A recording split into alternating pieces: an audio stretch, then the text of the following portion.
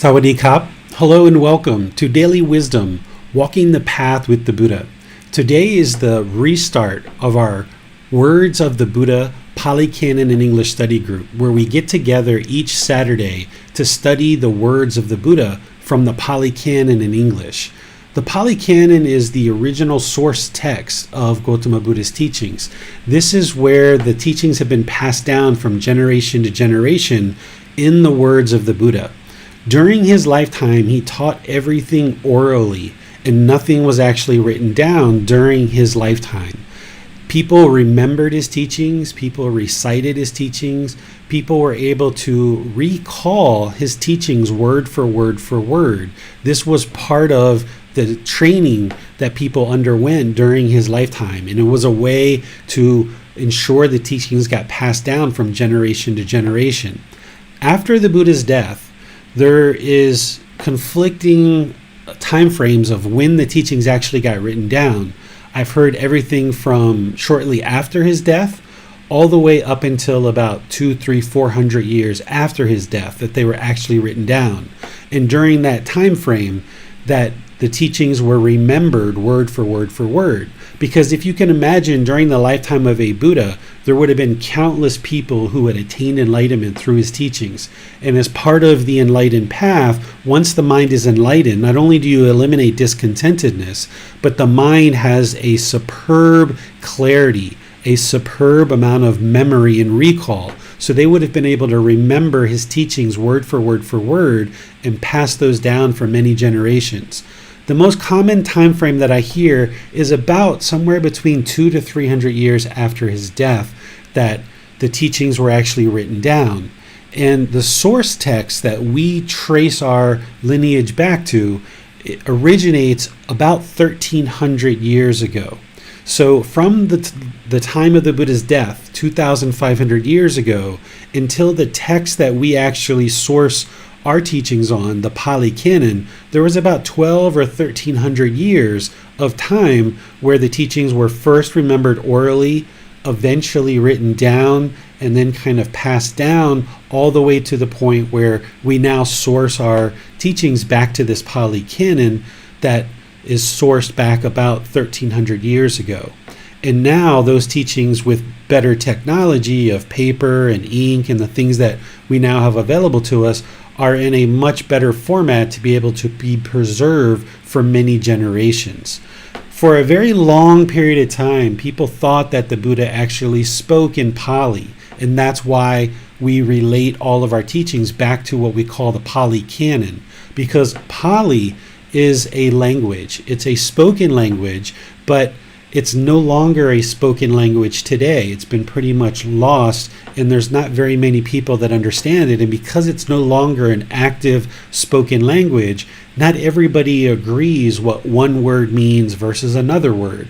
There can be 3, 4, 5, 6 different translations and interpretations of those individual words in Pali.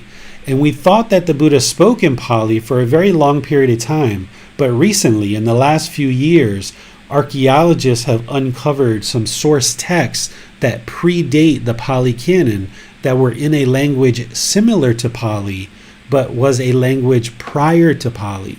So they actually think the Buddha spoke in a derivative of Pali, not Pali directly. So this is some of the impermanence that's been happening over 2,500 years from the time of the Buddha's life until now, that we now have access to teachings that have been translated from Pali into English. The way that you know whether or not the teachings that you're learning are the truth is that you should be able to independently confirm for yourself.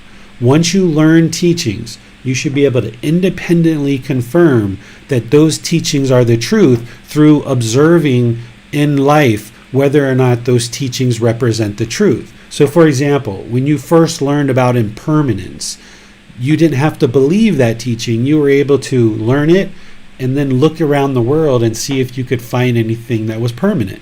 And you were able to independently confirm that it was the truth.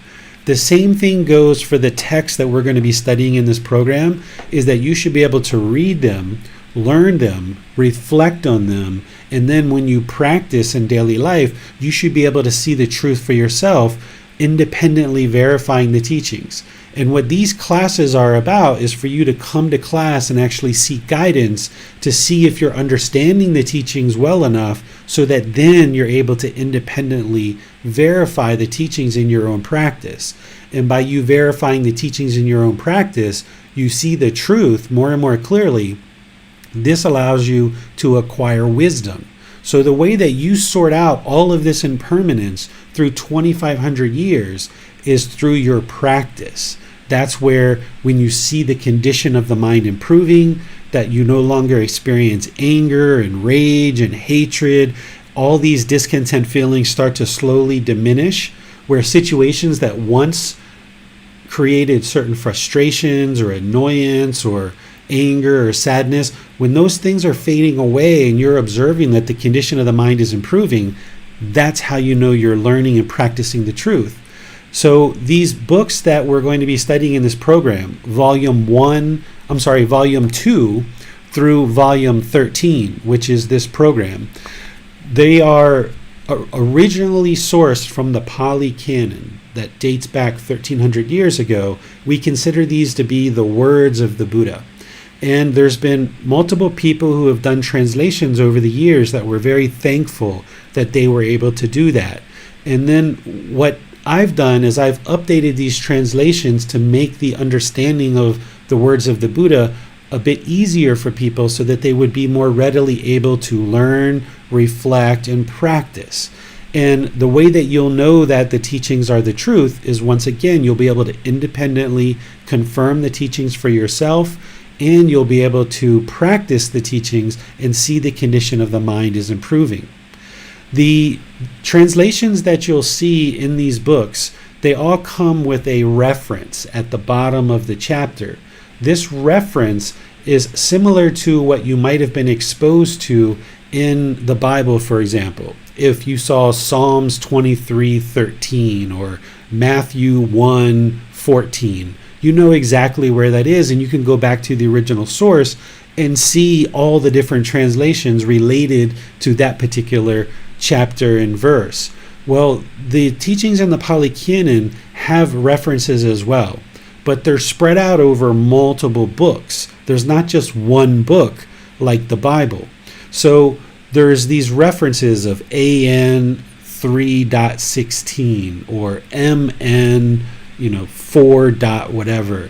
These are references that you can put into Google and be able to go back to the original source, because Google has pretty much all the different translations by different people out there. But if you went back to the original source, you could actually use that to be able to reference it.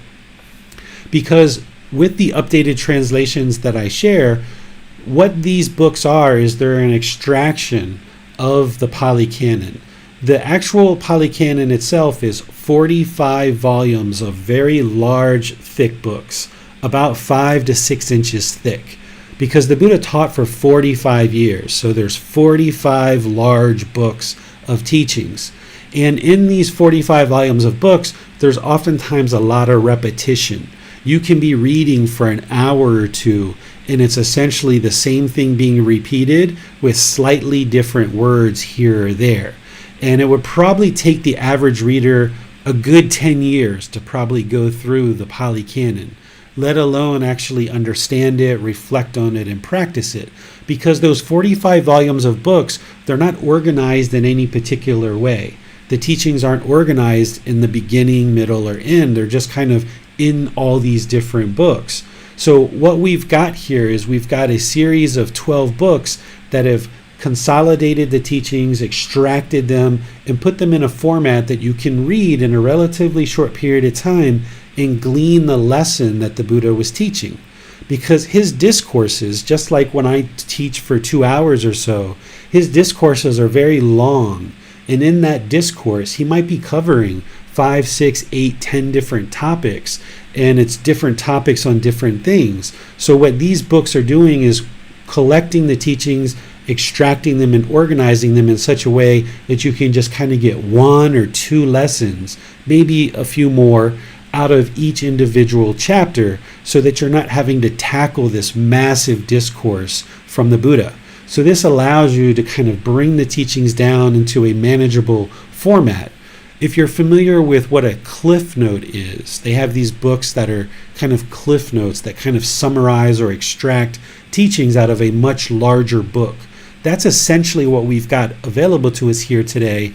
And what I've found is that these teachings organized in this way are very helpful because we've got one book about the natural law of karma, for example. We've got one book about breathing mindfulness meditation, which are the consolidated teachings of the Buddha, taken from these 45 volumes of books and little bits and pieces put into just one book. The same thing with the natural law of karma. Spread out over all these 45 books, a team of people has gone through and extracted the most important teachings about karma into one book. And then when we get to the realms of existence, for example, 45 volumes of books, a team of people went through and extracted the most important teachings and put them into one book. So we'll be able to go through as a group, reading individually throughout the week, the 10 chapters that we're all reading, and then come together in this class in order to be able to get help and for you to seek guidance.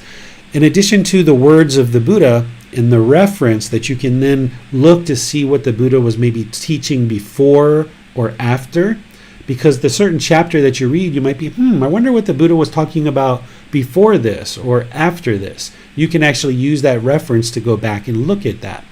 Well, in addition to those two things, you also have my explanations underneath of each chapter. This is how I would share, based on what the Buddha shared, this is how I would explain what he was teaching. And while my explanations are there, if you read the preface of these books, I encourage you not to rely solely on my explanations. The reason why is that as an individual practitioner who is learning and pursuing this path to enlightenment, you can't just believe what I say. Sure, you should read, you should understand, you should reflect what your teacher's sharing with you, but there may be some meaning that you can glean from that chapter beyond what I'm sharing. And I wouldn't be interested in you inhibiting or limiting your understanding of the words of the Buddha just based on what I say. I think that a wise practitioner would look at what I say, but would also form their own thoughts about what is it that the Buddha is actually sharing so that you can deepen your understanding of that chapter. So the way that these classes will potentially go as we go forward is I will start out the class with a brief meditation, a probably 10, 15, 20-minute meditation where all of us together will meditate and kind of prepare the mind for the class. This will help clear out any kind of clutter that you might have and really allow you to prepare the mind to absorb the teachings of the Buddha and retain those for longer periods of time. After the meditation, then we're going to study the 10 chapters from the book that we actually were studying. So this week it's volume 2, chapters 1 through 10. What I'll do is I'll have either myself or one of the students will volunteer to read the chapter, and then after we read the chapter, we will open up to any questions that you guys have related to that chapter. I can see these questions taking many different forms, but some of the forms of questions that you might ask are, I didn't understand this paragraph, I didn't understand this sentence, I didn't understand this word, I didn't understand this chapter at all. Can you just help me understand it better, right? You could have that kind of thing going on where you just need some clarification on a word, a sentence, a paragraph, or the entire chapter as a whole. You might have had thoughts beyond what I wrote as explanations, and you might be interested to confirm whether the thoughts and your interpretation of the chapter is part of the path to enlightenment, because it's one thing to have your own thoughts about the chapter, but if your own thoughts are opposite of the path to enlightenment, of what would actually lead to liberation of mind, you would like to know that, because you don't want to interpret something that the Buddha taught in a way that's actually going to hinder you or take you in an opposite direction or veering off the path. So a second type of question might be, David, here's kind of a way that I was thinking about this chapter. Can you confirm whether this is something that I should be considering or thinking about or practicing as a way to move the mind closer to enlightenment? And then I'll be able to confirm that for you or help you shape your understanding of that chapter or think about some things or consider some things that you hadn't considered. A third type of question that I can see us talking about, which I think will result in a lot of benefit for you, is, how do you apply this particular sentence or paragraph or chapter to your life? How can you glean beneficial results in applying this to your life practice? What should I be doing based on the words of the Buddha? What should I be doing on a daily basis? Or how do I apply this to this particular situation? Kind of some of the nuances that you might be interested in, because the words of the Buddha, they're not necessarily black and white. There's this large gray area. And that's where having a teacher is very important, that you can come together with your teacher and with the community of practitioners, and we can discuss the teachings and ensure that you are thinking about and considering that wide gray area so that you can understand how to apply these teachings in your life. That's what it means to be a practitioner, that you're not following the teachings, you're not following rules, you're not looking at what the Buddha said is right or wrong, because he's not saying what is right or wrong. Instead, what you're doing is you're trying to inform the mind, and you're trying to build this wisdom, you're trying to build this understanding, this better way of life, so that as you move out into the world and you start interacting in the world, that you can recall that wisdom and apply it in a given situation to actually help you to resolve any kind of challenges that you're facing. And that's how you actually benefit from the words of the Buddha, is that you don't just follow them as rules, you don't think of them as training rules, but instead you think of it as guidance that's going to create an informed opinion, an informed view, an informed way of practice that gives you wisdom to make better and better decisions in your daily life. So this is how this program is kind of shaped up, is that there'll be a bit of meditation at the beginning, there'll be a covering of each chapter one by one, and give you a chance to ask any questions that you like.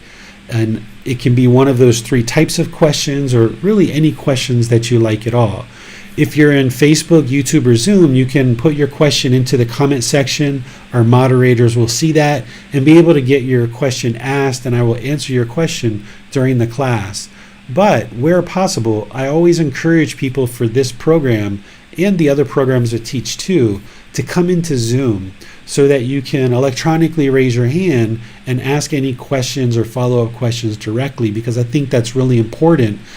As opposed to the way that we teach the group learning program, oftentimes the class that I teach on Sunday and Wednesdays, there's a question and then there's an answer, and then we kind of move on to the next thing. But when you're studying deeper like this, the words of the Buddha, you might have a question, and then I might have a question for you in order to answer your question. Or you might have a question and then I answer it, and then you have a follow-up question based on my answer so that you can get deeper into it. And then I give you the answer to that. And then you might have another follow-up question based on this discussion that we're having. So this isn't a lecture or a sermon. This is a discussion where students are essentially gathering around. If we were all in Chiang Mai, we would all be sitting on the floor on our meditation cushions in a circle. We would all be sitting there and talking and discussing, and we would be interacting with each other, and I would be helping you to understand the words of the Buddha. And even though we're online, it's essentially the same thing. So for those of you guys that are in Facebook or YouTube, you're welcome to stay there, or any of the other places that we broadcast this content to. But if you would really like to glean the most benefit out of this program, I would encourage you to log into Zoom each Saturday at the same time so that you can interact and ask questions and follow-up questions if that's what's needed. So I would like to welcome all of you to the restart of this program, because the way that we're progressing in these books over the course of 12 books, doing 10 chapters a week, it'll take us about 2 years to go through all the different chapters. And of course, you're not going to be able to attend live to every single class. That would be permanence, and that's not possible. So these classes are recorded in Facebook, and they're recorded on YouTube.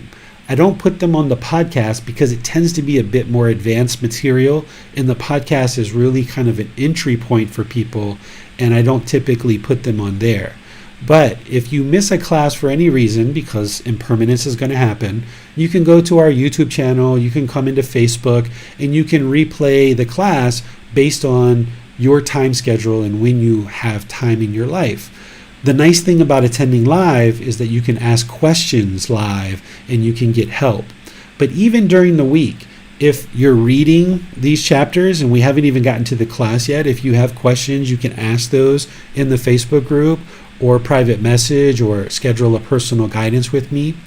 Or after the class, if you're continuing to look at these chapters and you have more questions, you can ask in the Facebook group, send a private message, or send schedule a personal guidance session. So while there's this preparation of reading before class and there's this discussion during class, don't feel like your discussion of these chapters needs to stop right there, because you can still be reflecting on these chapters, you can still be asking questions about them, and I would like to make sure you know that I'm open for you guys to ask questions at any time based on your studying of these chapters. So with all of that said, let me see what questions you guys have about how we're going to progress in the program and how we're going to continue. I would like to just open up to any of you guys in Facebook, YouTube, or Zoom. You can just ask your questions about the program itself by putting your comment into the comment section or by raising your hand electronically. Teacher David, we just wanted clarification. Amina had asked this question. Are we still starting with a meditation first? We are. Each class is going to start with meditation. Today, we're not going to do meditation because I'm using the time in order to kind of introduce the program. But next Saturday, we will do meditation at the beginning of each class. It doesn't look like there are any other questions. Okay. So what I'm going to be doing then is I'm going to be switching over the live stream, and I'm going to be switching over our Zoom so that I'm actually displaying on the screen the chapters in the book. And you guys who are in Zoom, you should now be able to see the chapters in the book. You should be able to see the book. And if for some reason we ever start talking and I don't have it switched over that you guys can see the book, let me know, because of impermanence, there's going to be cases where I am not displaying the book on the screen. So feel free to let me know if we're ever in the class and talking and the pages of the book aren't being displayed, because that's going to allow us to make sure that you guys can see the chapters. Then what we're going to be doing now, so considering that we've already in the future would have already been completed with our meditation, what I'm going to be doing is reading each chapter. I will start today reading chapter 1, and I will also read chapter 2, but beyond that, I would like to invite all of you to volunteer. If you would like to read chapter 3 or 4 or 5 or 6, and you're in Zoom, you can volunteer to read. And I think Johnny's already volunteered for chapter 3, and you can put that into the comment section of which chapter you would like to read. And then as a class, what we'll do is we'll read the chapter first, and then we will discuss the chapter and ask any questions that you would like on that particular chapter. Because now with less chapters, we can go into each individual chapter a lot more detail. The first time I taught this program, we did about 20 to 40, 45 chapters a class, so we weren't able to discuss each individual chapter. But now, the way that we're doing this, we'll be able to discuss each individual chapter in detail and at length because there's less content. And so I would like to read this chapter for all of you guys, and then as I'm reading this, you can be thinking about your questions, or if you've already prepared questions, you can be prepared to ask them once I'm finished reading. Or if you're not going to ask your question live, if you're in Facebook, YouTube, or Zoom, and you would like to start putting that into the comment section, you can put that into the comment section about chapter 1, and our moderators will see that. Once we're done with chapter 1, we'll move on to chapter 2, and we'll do the same thing. And we'll progress through the book in the same way. So let me just be sure that I've got all the technology set up properly, because there's a certain display that I need in order to make sure we've got this all set up properly. Let's see here. I think this will give us the best view. Let me shrink this down just a little bit. Okay, so now everyone in the live stream, wherever you're seeing this, you should be able to see chapter 1 on the screen, and the people in Zoom should be able to see the chapter. Can you guys see this in Zoom? Somebody give me a thumbs up if you guys can see it. Are you guys seeing the chapter? Okay, there we go. Got thumbs up. All right, so this first chapter, I'll read through it and then accept any questions that you guys have on this. This first chapter is the Buddha. We titled this one, Words Which Should Be Studied, Learned, and Investigated in the Foremost Assembly. A foremost assembly means like the best, or the most predominant, the well-learned assembly. And remember, the Buddha is already talking prior to this about something, and this has been extracted out of that. And then there's something he's talking about after this as well, but this is the part that we're looking at. The chapter reads, in what is the assembly trained in investigation, not in conceited talk? Here, in this kind of assembly, when those discourses are being recited that are mere poetry composed by poets, beautiful in words and phrases, created by outsiders, spoken by disciples, the monks are not interested to listen to them, do not lend an ear to them, or apply their minds to understand them. They do not think those teachings should be studied and learned. But when those discourses spoken by the Tathagata are being recited that are deep in meaning, world transcending, connected with emptiness, the monks are interested to listen to them, lend an ear to them, and apply their minds to understand them. They think those teachings should be studied and learned. And having learned those teachings, they question each other about them and investigate them thoroughly, asking, how is this? What is the meaning of this? They disclose to others what is obscure and clarify what is unclear, and dispel their confusion about numerous misunderstandings. This is called the assembly trained in investigation, not in conceited talk. And what is the assembly trained in conceited talk, not in investigation? Here, in this kind of assembly, when those discourses are being spoken by the Tathagata, are being recited that are deep in meaning, world transcending, connected with emptiness, the monks are not interested to listen to them, do not lend an ear to them, or apply their minds to understand them. They do not think those teachings should be studied and learned. But when those discourses are being recited that are mere poetry, composed by poets, beautiful in words and phrases, created by outsiders, spoken by disciples, they are interested to listen to them, lend an ear to them, and apply their minds to understand them. They think those teachings should be studied and learned, and having learned those teachings, they do not question each other about them or investigate them thoroughly, asking, "How is this? What is the meaning of this?" They do not disclose to others what is obscure and clarify what is unclear, or dispel their confusion about numerous misunderstandings. This is called the assembly trained in conceited talk, not in investigation. These monks are the two kinds of assemblies.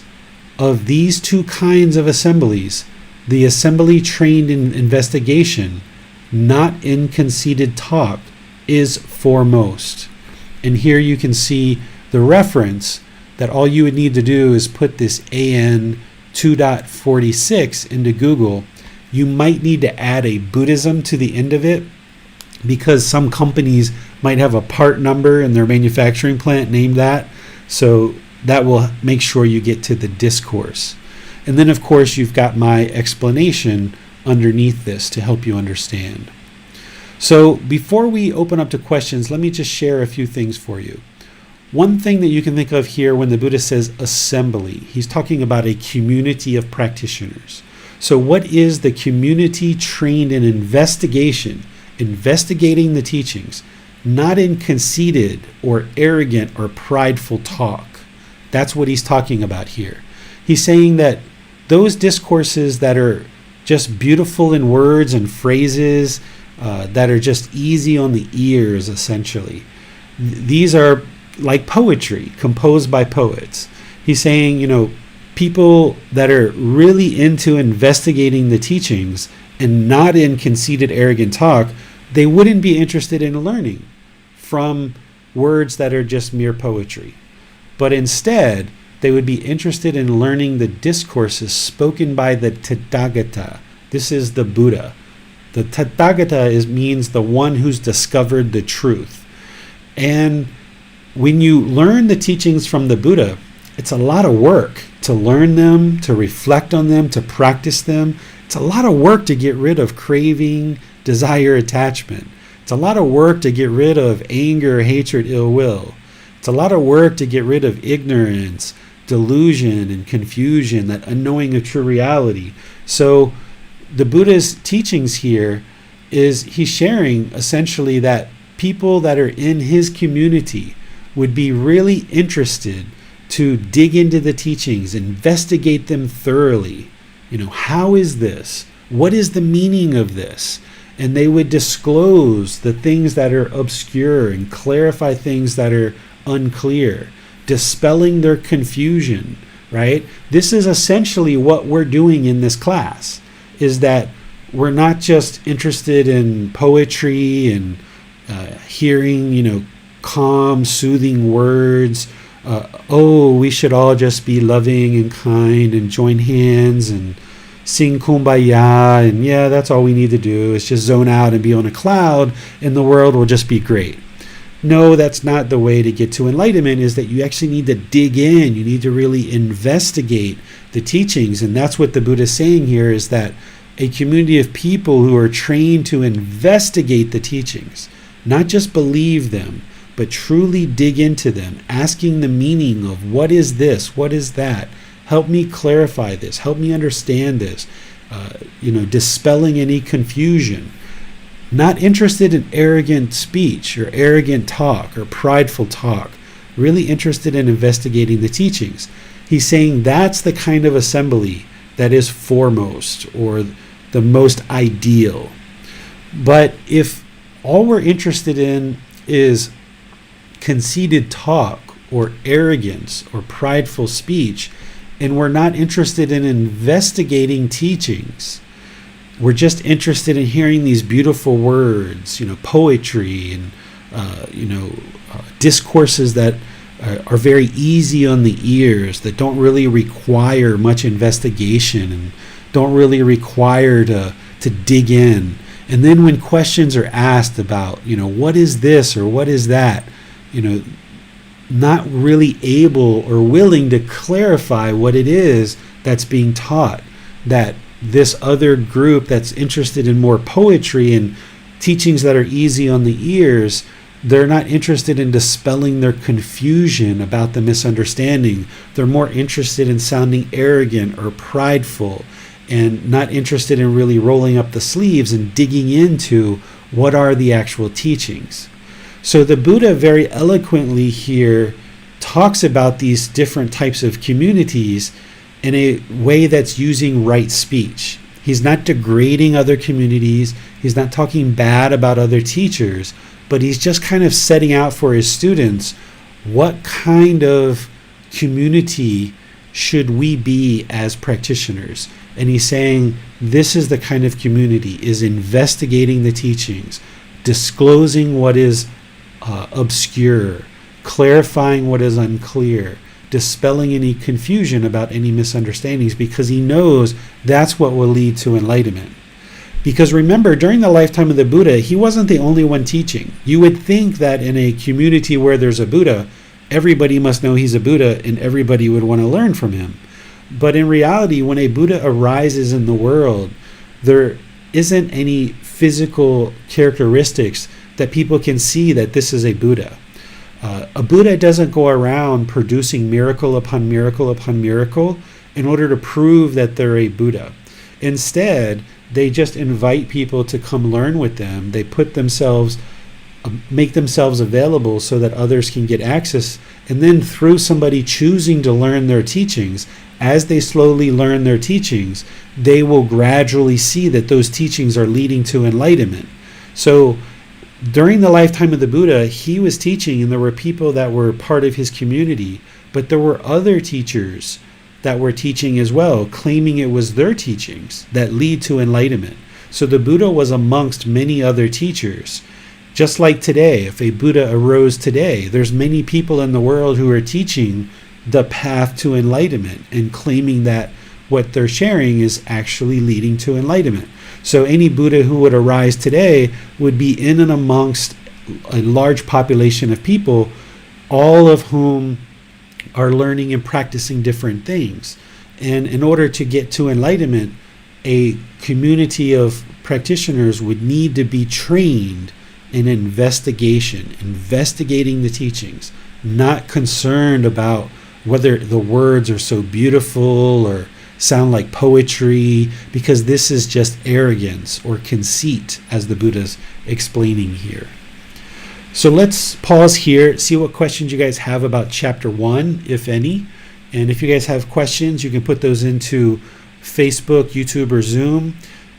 The moderators will see that and get your question asked. If you're in Zoom, you can raise your hand electronically and ask any question that you'd like. And then once we're done, we'll move on to chapter 2.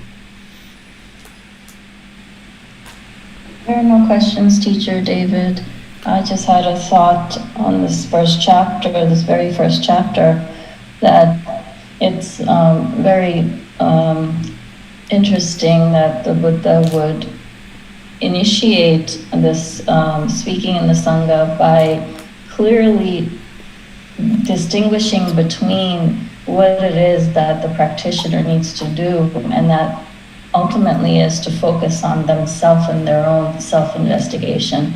So pointing it back to the practitioner themselves and sort of, highlighting that this teaching is not about what's happening outside necessarily, it's what's happening with you, and that word investigation.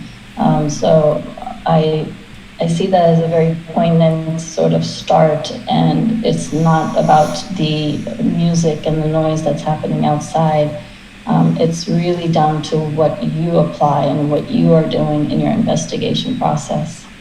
I agree with all of that, Manal. Very well said. It looks like Miranda has her hand up. I'm not sure if you saw that.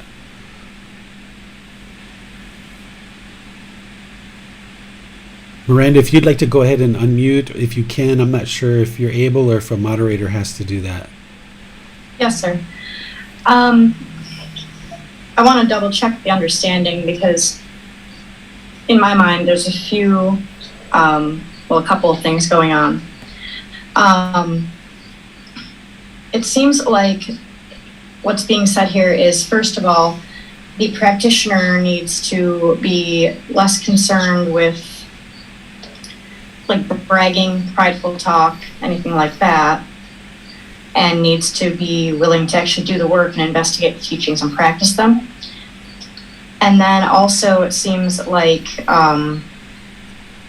Gotama Buddha is saying it's better to have a teacher who teaches the teachings more plainly instead of making them sound like poetic words, like poetry.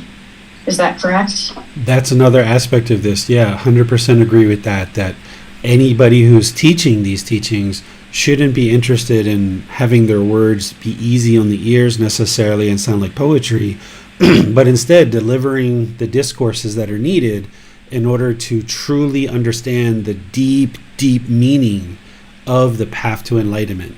And we can simplify our words and we can bring it down to a common denominator and not using all these very big words and words that not everybody understands, because that would be kind of like conceit or arrogance if we just, rattle off a bunch of really big words, because the goal of a teacher is to be understood, not to project arrogance and pride or ego into the world. So anybody who's sincerely teaching these teachings for the benefit of others should bring their discourses into language that a common person could understand and doesn't need these really big vocabulary, but instead we can discover ways to deliver deep, meaningful teachings without using enormous words that people find difficult and a struggle to understand. I agree with that. One thing that I would like to add, since we're on this chapter, is you're going to see a convention that I use in these books, that where we're talking about somebody else's teachings, you're going to see that I use a small t. So here in this particular chapter, you can see where, the monks aren't interested to listen to them. Do not lend an ear to them. This is talking about teachings of poetry. I use a small t because those are the teachings that don't lead to enlightenment. When we're talking about the Buddha's teachings that do lead to enlightenment, I use a big T. And that's how you know we're talking about the Buddha's teachings whenever you see a big T. So just to give you guys that heads up, if you were a little bit confused of why you saw some that had little t's and some that have big T's, you'll see that convention used at any point where the Buddha is talking about somebody else's teachings. I use a small t, and when he's talking about his own teachings, I'll use a big T. Any other questions on chapter 1?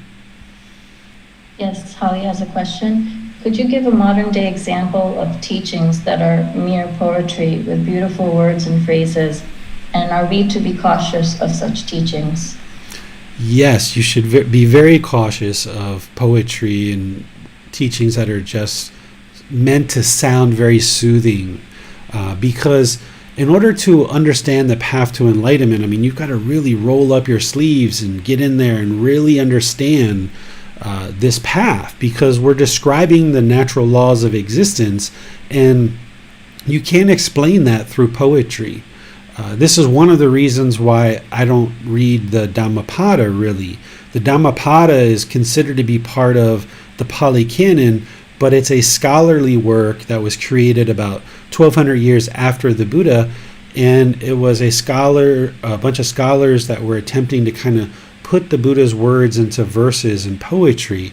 It's not really tangible, something you can really touch your hands on and actually see the truth of whether it's true or not, because it's just made to sound beautiful and easy on the ears. You can find plenty of people today that have certain podcasts or books or talk about teachings, and you can tell that there's not really substance there. That's what the Buddha is talking about right here when he's talking about his teachings about deep in meaning, world transcending, connected with emptiness. His words and his teachings have meaning. There's this deep, profound understanding that comes through with his teachings. There's real substance to his teachings, and the more that you get exposure to these books and you see the way that he talks, you'll see that substance more and more. Where someone who's teaching with mere poetry, there's not real substance there. The words sound beautiful, they sound interesting, but there's no substance there. You might think about like memes that float around on the internet claiming that they're the Buddha's words and they're really not.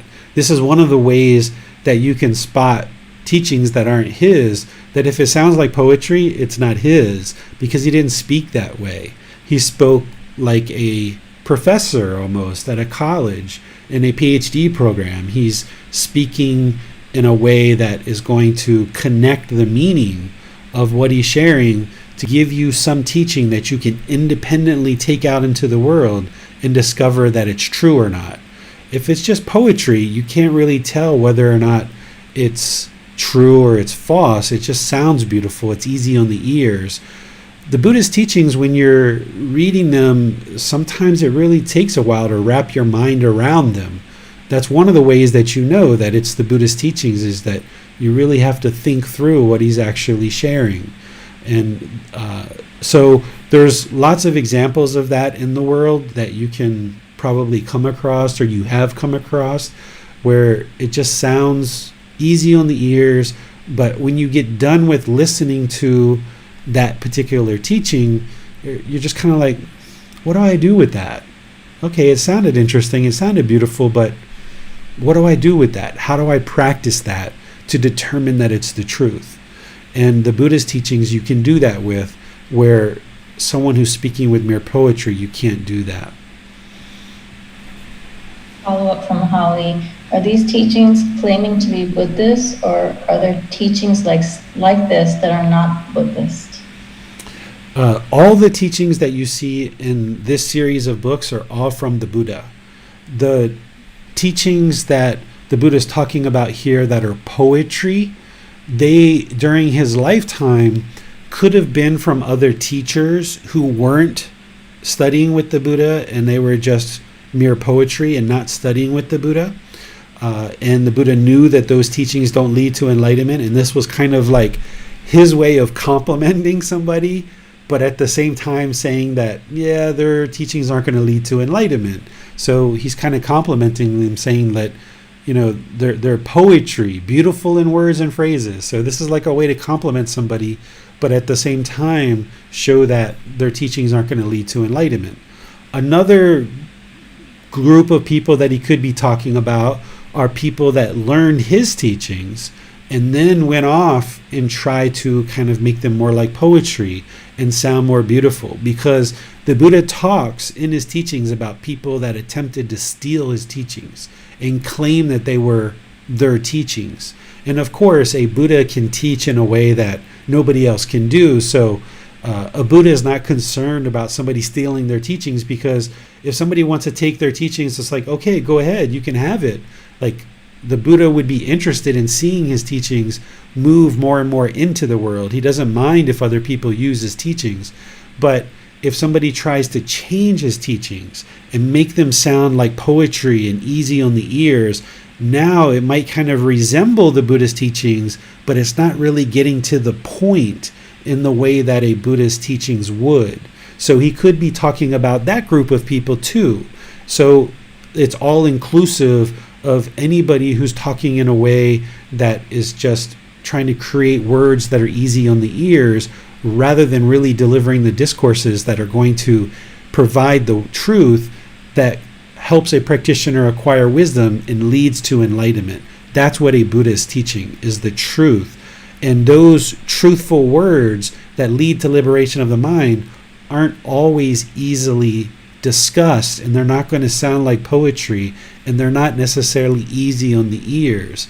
And a Buddha understands that, and their goal is not to have this conceited, arrogant, prideful speech, but instead deliver teachings that are deep in meaning, and really ensure that they're connected with the student, so that the student can then independently practice them and see the truth. A Buddha is not going to be interested in just sharing words that are easy on the ears. There are no more questions on Zoom for chapter 1. Okay, So let's go into chapter 2, and we'll do the same thing. This is a much shorter chapter. And then after this, I'll just accept volunteers of anybody who would like to read the chapters, and then we can discuss it afterwards. This chapter 2 is titled, One Who Points Out Treasure. He is addressing Ananda. Ananda is reported to be the Buddha's cousin, somebody who was a member of the royal family. A lot of the members of the royal family left the royal family and joined the Buddha.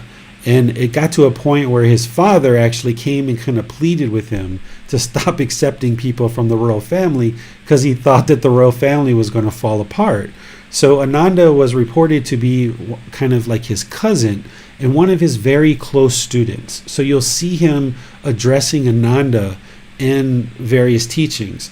And it's also said that the words that we have, it was Ananda who was still alive after the Buddha died, and some other, many other disciples as well.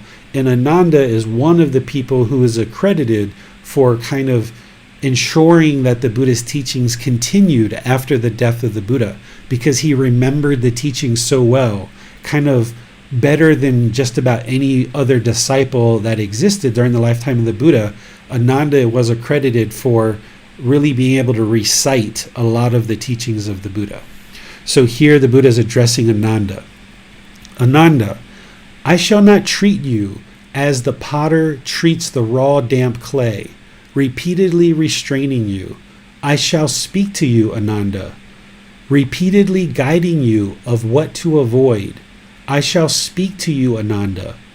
The truly dedicated will stand the test.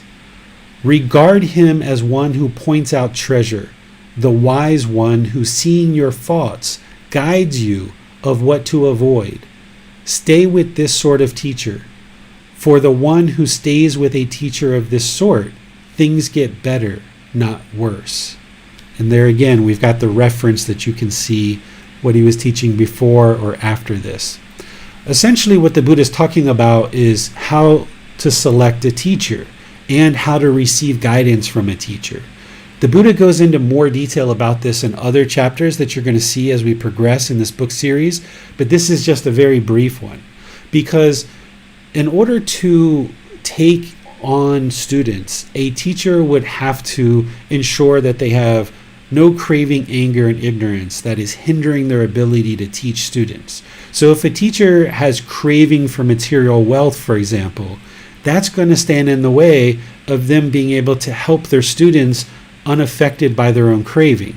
So if there's a teacher who just is teaching for the sake of money, well, they may not share the guidance that they should with the student because they don't want to upset the student and hinder them from making money, for example. So this is one of the reasons why Buddhist teachers don't send a basket around, or they shouldn't send a basket around asking for money.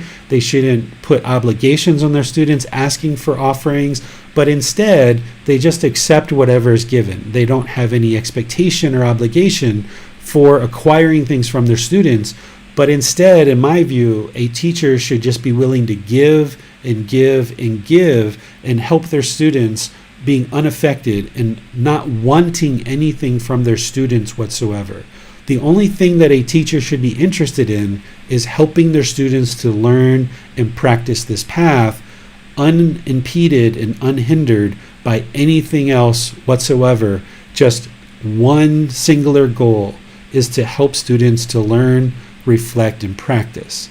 And in doing so, a teacher is going to have to spend their time, effort, energy, and resources in order to help their students, because it's very challenging to get rid of craving, anger, and ignorance, and students are going to stumble. They're going to fall. They're going to make mistakes. They're going to struggle. They're going to have difficulties. And a good teacher, in my view, would be patient, would be kind, but would also point out to students in areas where they need to improve, rather than constantly restraining and holding back their students. A teacher should allow their students to make whatever decisions they're going to make, and then when the student comes to the teacher and asks for guidance, provide that guidance. But then, as the relationship develops and the student truly, deeply trusts their teacher, if they're open to guidance from the teacher in situations where they may not have otherwise asked for it, this can be really helpful, because a teacher can actually observe the conduct of their students and some of the things that they're doing with their mind and so forth, and can kind of give advice and speak to them, helping them and guiding them of what to avoid. Because the students might not necessarily always know what questions to ask. But if there's trust and there's a good relationship, a wise teacher patiently, lovingly, kindly, and compassionately stepping in and saying, Ananda, this is something you should consider. Let me speak to you about this. This is something that you should avoid. So a teacher that's doing that, a student who's willing to accept that guidance, can really make a lot of progress. And that's where the Buddha is saying a truly dedicated student will stand the test. Because in an unenlightened mind, there's typically going to be conceit or arrogance or pride. There's going to be that personal existence view. There's going to be that ego that's in there. And if a teacher shares guidance with you of what to avoid, and the ego kicks in, and you don't want to hear that teaching and you reject it and push it away, that's actually hindering you. The ego is standing in the way of getting this guidance from a teacher who's willing to take their time, effort, energy, and resources without any interest and expectation of gaining anything from you whatsoever, to share guidance with you that is going to improve the condition of your mind and improve the condition of your life. And what the Buddha is talking about here when he says point out treasure, if you're speaking and your teacher notices that you're speaking a little bit harsh in some ways, and they're able to point that out to you, that's the treasure. Or if they notice that sometimes you speak with frivolous speech or idle chatter, and they're able to point that out to you, and you're able to receive that guidance and accept that guidance, that's the treasure. That if you are with a teacher who can point out those kind of things to you of what to avoid, then the Buddha is saying, stay with this sort of teacher, because this type of teacher who's able to and willing to provide you guidance and advice to improve your life without an interest in receiving anything in return, things only get better, not worse, because they're willing to take that time, effort, energy, and resources to help you without expecting anything in return whatsoever. And they're also not restraining you and pulling you back and trying to constantly control you. But instead, a wise teacher would instead observe you in daily life, and then as they do, at certain times, they might sit down with you and speak to you and help you understand of what things to avoid and what things to actually cultivate in your practice. And that's what the Buddha is essentially getting to here. But let's open up to any questions that you guys have. Remember, just put those into Facebook, YouTube, or Zoom, or raise your hand electronically and get help. Looks like Miranda's raising her hand again.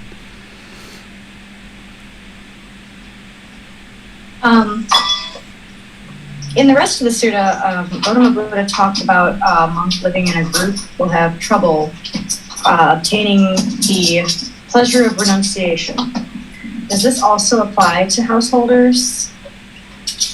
Oh, I see what you're saying. Yeah, there's another teaching where he talks about ordained practitioners not staying with household practitioners and getting so absorbed in their life that they have to be willing to live in seclusion sometimes, right?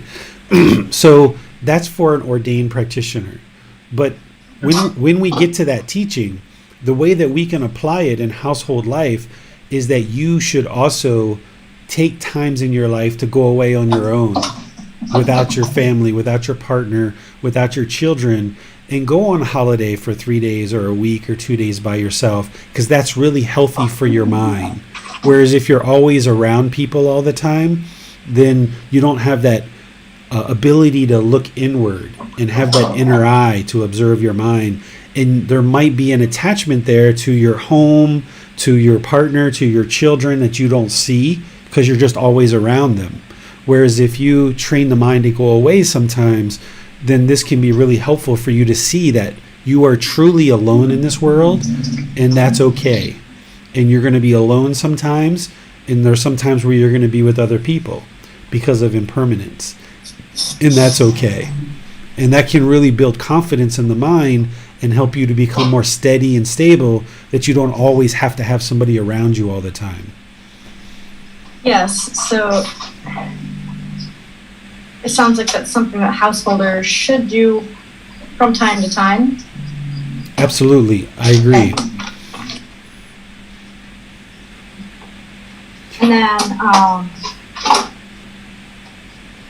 to double check the understanding of what you have here, it sounds also like a practitioner, a student, shouldn't allow ego to stand in the way of being corrected by a teacher. If a teacher is correcting a student, it's from a place of loving kindness and wanting to see them progress on a path. And be humble enough to just take the correction, reflect on it, learn from it, and follow the guidance that's given by the teacher. Is that correct? That's exactly correct. And that's why, in order to be a teacher can't try to force people to learn with them. It doesn't work. Nobody likes to be forced into something like that. And also, a teacher can't have expectations of their students. They can't expect them to learn in a certain time frame. A teacher can't expect that all their students are going to be able to meditate for 30 minutes a session right away out of the box. A teacher can't expect that they teach their students right speech and they're going to instantly be able to practice right speech. A teacher shouldn't expect certain donations or offerings. A teacher shouldn't have any expectations of their students whatsoever. And that way, the pure loving kindness and compassion can be seen from the students that, wow, this guy or this girl truly doesn't want anything from me whatsoever. The only thing they're interested in is truly helping me. So that way, when the teacher shares guidance with you, it's stripped down and devoid of any expectation whatsoever. It's just purely to help, and that's it. And by ensuring that a teacher doesn't have any expectations of their students, then the students can see that loving kindness and compassion more clearly, and they'll be more willing to accept the guidance that is provided by the teacher. Okay, thank you, sir. Mm-hmm. Any other questions? Any questions on chapter 2? And if we're ready, we can go to Johnny for chapter 3 reading. Okay, perfect. So Johnny's going to read this one for us. Well, I think Johnny will not be able to read chapter 3. I can handle this. Okay. Okay, rare that a Tathagata arises in the world. Monks, suppose that this great earth had become one mass of water, and the man would throw a harness with a single hole upon it.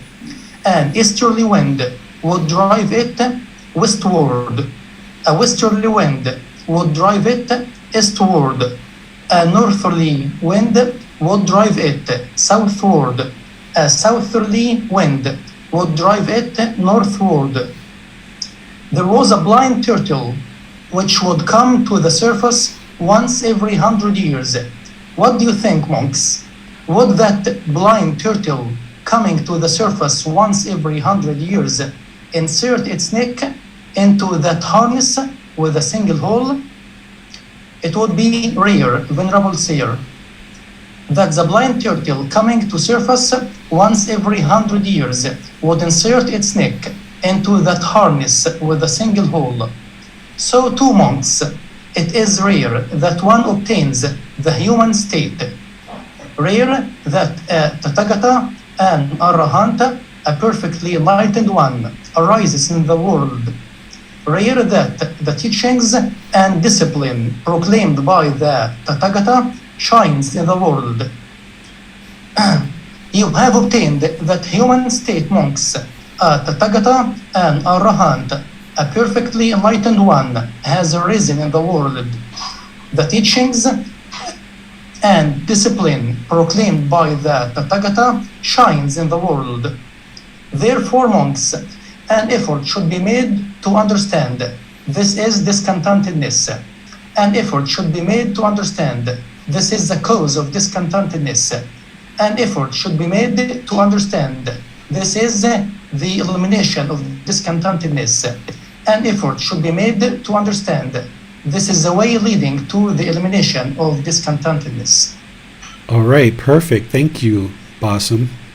So, this teaching is the Buddha explaining how rare it is for someone to obtain the human state, first of all, because there's countless rebirths throughout all these different realms, and the human state is the most ideal state to be able to attain enlightenment. Even the heavenly realm, which is not permanent, is not ideal because those beings are only experiencing exclusively pleasant feelings and oftentimes are complacent to learn and practice to attain enlightenment.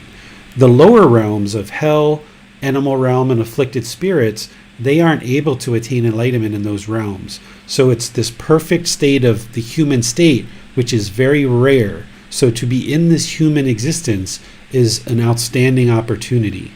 And then he also talks about how rare it is for a Buddha, a Tathagata, to arise in the world. But here he was talking to his students. They had attained the human state, and they lived during the lifetime of a Buddha, which is the best time to attain enlightenment. So not only is the human state the most ideal state to attain enlightenment, but during the lifetime of a Buddha, this is the most ideal time because there's an actual person there that has deep wisdom about the path to enlightenment. So this was just an ideal time to exist and exist in that region of the world. And the third component is it's very rare that the teachings and discipline shared by a Buddha shines in the world for the whole world to see and understand. So these three conditions make it ideal for somebody to attain enlightenment. And that's what he's essentially getting to, relating this story to how rare it is for a blind turtle coming up to the surface of the water once every 100 years. So if you can imagine this circle, a few centimeters wide or a few inches wide, floating around on the surface of the earth. The whole earth is flooded with water. And this turtle comes up once every 100 years for a breath. The Buddha asked, how likely do you think it is that that turtle is going to insert its neck into that hole? Well, it's extremely rare that that's going to happen. Even in a swimming pool, if you had a swimming pool with a circle and a turtle comes up every 100 years, it would be extremely rare, let alone for the whole surface of the earth. So the Buddha, he does this where he asks questions to his students and he gets them thinking, what do you think, monks? Would that blind turtle coming to the surface once every 100 years insert its neck into that harness with a single hole? One of the conventions you'll see me using in these books is whenever the Buddha is talking, it's normal text, and when his students or somebody else is talking, it will be in quotes and it will be italicized. So his students reply back, "It would be rare, Venerable Sir," right? You can see the politeness, not just from the students to the Buddha, but the Buddha to his students. He always talks to his students very polite, very kind, because he needs to model the teachings of right speech. He needs to practice what he teaches. So he very respectfully speaks to his students, so therefore his students speak very respectfully to him.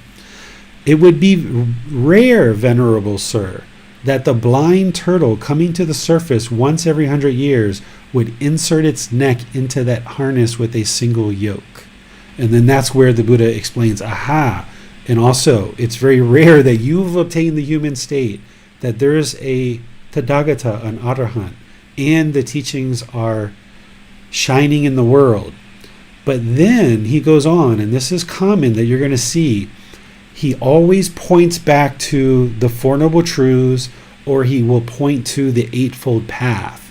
oftentimes. Here at the beginning of this book series, the chapters that I'm including, he's pointing to the Four Noble Truths. Whenever you see him say, an effort should be made to understand, this is discontentedness, and so forth and so on. This is pointing to the Four Noble Truths, because once a student learns, reflects, and practices the Four Noble Truths, when they see that they are the cause of their own discontentedness, this is the breakthrough. And once a student makes that breakthrough to the Four Noble Truths, everything else really cascades from there like dominoes. Without deeply understanding the Four Noble Truths and practicing those, seeing it as truth and wisdom, a student would never be able to attain enlightenment. So here in this chapter and many other chapters, the Buddha is pointing back to the Four Noble Truths, ensuring people know how important those are, and making sure that they learn them and apply the effort to deeply understand them and deeply practice them. So that's what we've got here in this particular chapter. But let's see if there's any questions that you guys have. Ali asked, did the monks know what he was referring to himself when he said, a perfectly enlightened one has arisen in the world? Surely, yes, because for the people who were learning with him, well, let me back up this way. When he first started teaching, people didn't know that he was an actual Buddha, because he just wandered out of the forest, came back to the area where he was originally studying with other people who their teachings actually didn't lead to enlightenment, and he performed a miracle for 5 students. And those 5 students were 4 of his classmates, and one of them was his old teacher, who claimed his teachings lead to enlightenment, but they didn't. So when the Buddha came back, these 5 ascetics sat down when they saw this miracle that the Buddha performed and decided to start learning with him. The way that a Buddha starts teaching, and he had a 45-year career of teaching, when he delivered a discourse, I don't think, and based on the universal truth of impermanence, I don't think it's possible that he recited the same teaching for all 45 years, from the day that he started teaching until the day that he died. I think what we've got here is essentially what he came to eventually teach after 5, 10, 20 years. He refined his teachings more and more to make them more accurate and more concise and more precise. So he delivered a talk on the Four Noble Truths when he first came to those 5 ascetics and his first 5 students. But what we actually see in these teachings, I think, is what he was eventually teaching by the time he died, which he discovered the words that were really helping, that penetrated the minds of the students and were really working. So those first 5 students, they were convinced enough through his teachings that yes, they decided to learn and practice his teachings and get on the path to enlightenment. But the words that he ultimately ended up using became more and more precise, I feel, as he probably continued in his teaching career. As he started teaching more and more precisely, his community of practitioners grew and grew and grew, where more and more people started attaining enlightenment. And eventually, there's 500, 1,000, 2,000, 3,000 people that all know that they've attained enlightenment, because they can observe the condition of their mind is improving. So when he said in this particular teaching, we don't know if this was in year 1 or whether this was in year 5 or this was year 25, but within a few years, 10, 15 years, I'm sure there was hundreds of people who were attaining enlightenment. So he could deliver a discourse like this where people were already fairly enlightened, and there were actually enlightened people that were already part of his community. And when he said, it's rare that a Tathagata, an Arahant, a perfectly enlightened one, arises in the world, they would know that he was enlightened because his teachings were improving the condition of their mind. That's how they knew that he was enlightened, because people were getting enlightened in their community, and people were in the process of getting enlightened. They could feel their condition of their mind improving. So they knew that these teachings that he was delivering were surely leading to enlightenment, because they could sense that and observe that for themselves. So they would have known what he was explaining here.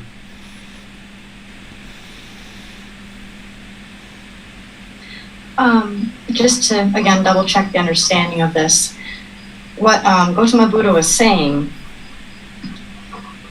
the way that I'm understanding it, is that, number one, it's very, very rare to be born into a human body, into the human realm. Mm-hmm.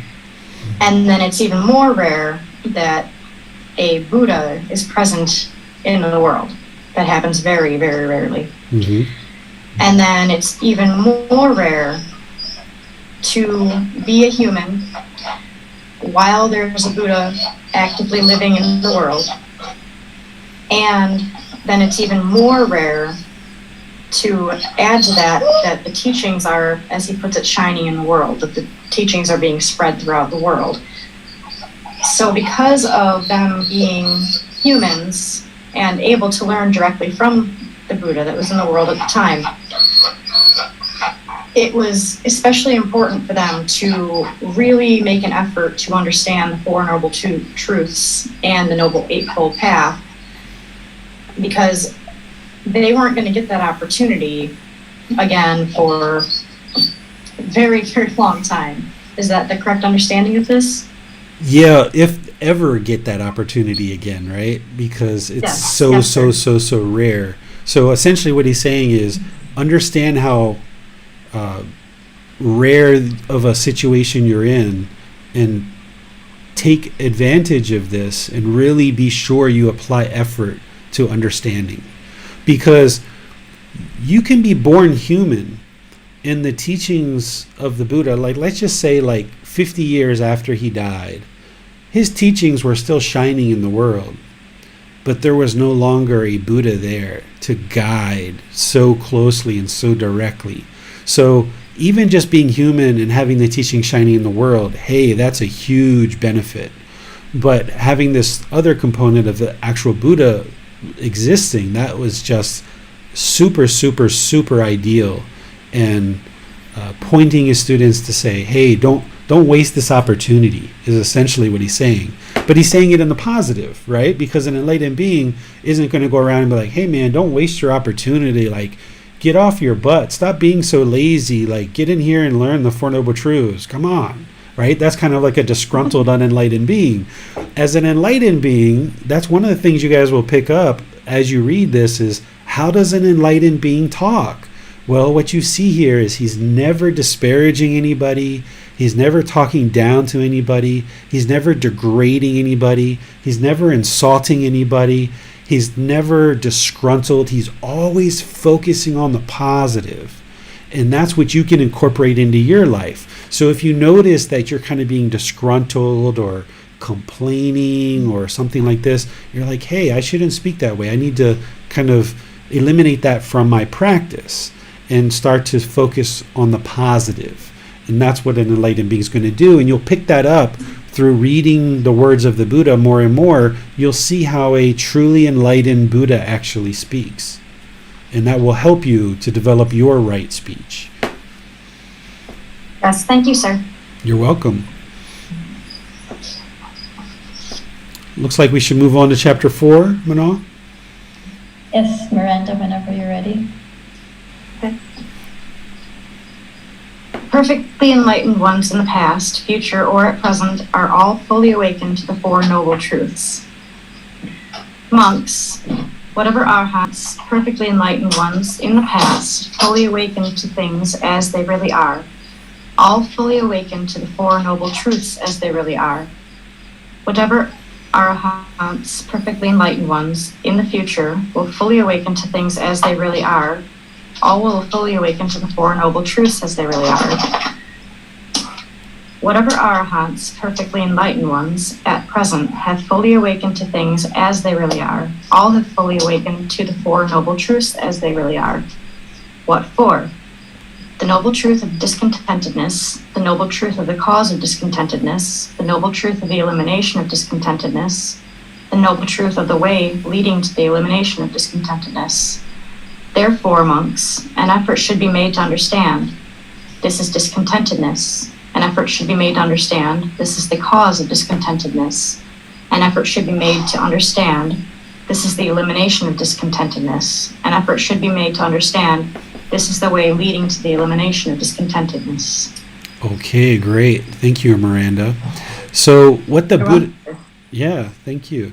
So what the Buddha is saying here is all Buddhas, all perfectly enlightened ones, in the past, so before him, in the future, the ones that are, or the one that is coming after the Buddha, and presently, meaning him, right, have all awakened to the Four Noble Truths. So any Buddha is going to deeply understand the Four Noble Truths. So therefore, you as a practitioner should also understand the Four Noble Truths. So that's really the crux of this. And I don't know that there's any other explanation that I would need to give, but you guys might have questions on this. Is there any questions that you guys have on this? It doesn't appear there are any questions. Okay, so let's go to number 5. Is there any volunteers for this one, Manal? I'll unmute Holly. Okay, perfect. The perfectly enlightened one. Monks, there are these 4 noble truths. What for? The noble truth of discontentedness, the noble truth of the cause of discontentedness, the noble truth of the elimination of discontentedness, the noble truth of the way leading to the elimination of discontentedness. It is because he has fully awakened to these 4 noble truths as they really are that the Tathagata is called the Arahant, the perfectly enlightened one. Therefore, monks, an effort should be made to understand this is discontentedness.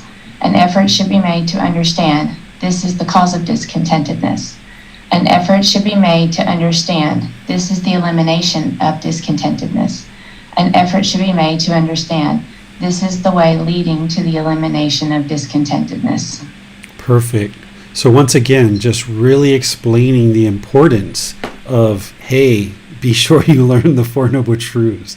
This is why Volume 1, the book that I wrote, Four Noble Truths is right up there up front. When we taught the group learning program, I teach the Four Noble Truths multiple times throughout. I think maybe 5, 6, 8 times that I make sure I touch on the Four Noble Truths and ensure that students deeply understand that, because that's the breakthrough that you need in order to be able to put together all the rest of the path. So he's just once again pointing to how important this is. And remember, he would have been saying something before this and after this as well. And the other thing I was going to point out here is where he says, it is because he has fully awakened to these Four Noble Truths as they really are, right? As they really are is like being able to see it clearly, right? It's not just, yeah, I've read the Four Noble Truths, I understand it. It's like, no. It's like roll up the sleeves, really dig in, investigate, right? At the first chapter, really investigate and understand. So being able to see them as they really are, clearly, right? And because the Buddha understands them very clearly as they really are, he ultimately made it to become an Arahant, the perfectly enlightened one. And you can progress through learning the Four Noble Truths as well, which is actually coming up in chapter 7. But let's see what questions you guys have on this one. And maybe not quite a question, just a clarification on a personal experience. I know the first time I read this, it didn't make any sense to me at all. I was just like, I don't understand what this means. And then the more I read it and the more I listened to you teach about it over and over and over again, it started to sink in, oh yes, I understand what this means. But yet then, still months and months before my brain was able to really accept what it meant. So I think, do you feel like that's why he had to teach it so many times and say it so many times, because it takes the human mind that is so unenlightened that it takes us that long to accept, to first understand and then accept and then be able to really put it into practice. I agree 100%, Holly. Any other confirmations you guys would like, or any other questions you guys have on this chapter? There are no other thoughts or questions. Okay, We'll go to Wholesome next. chapter 6. Is anybody reading this chapter, or should I go ahead and read it? Wholesome, are you available to read? Of course, yeah. Encourage, settle, and establish for making the breakthrough to the Four Noble Truths. Monks, those for whom you have compassion and who think you should be headed, whether friends or colleagues, relatives or kinsmen, these you should encourage, settle, and establish for making the breakthrough to the Four Noble Truths as they really are. What for? The noble truth of discontentedness, the noble truth of the cause of discontentedness, the noble truth of the elimination of discontentedness, the noble truth of the way leading to the elimination of discontentedness. Those for whom you have compassion and who think you should be headed, whether friends or colleagues, relatives or kinsmen, these you should encourage, settle, and establish for making the breakthrough to these Four Noble Truths as they really are. Therefore, monks, an effort should be made to understand this is discontentedness. An effort should be made to understand this is the cause of discontentedness. An effort should be made to understand this is the elimination of discontentedness. An effort should be made to understand this is the way leading to the elimination of discontentedness. Okay, so we've got a little bit of a slant here, right? Still, the Four Noble Truths are important, and that's what we're getting.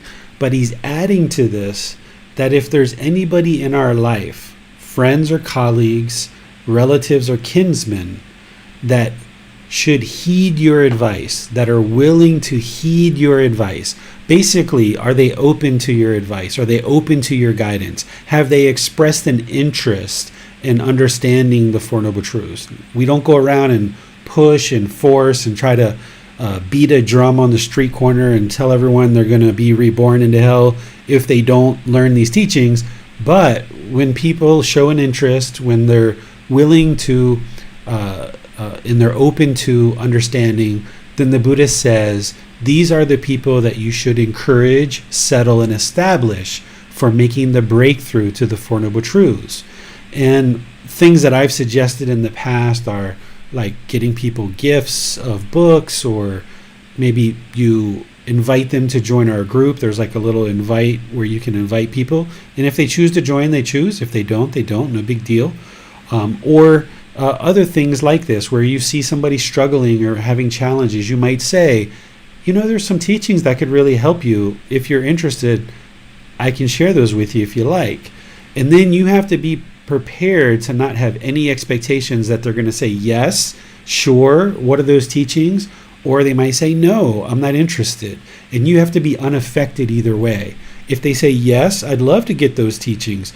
If you allow your mind to experience pleasant feelings, your craving, desire, attached.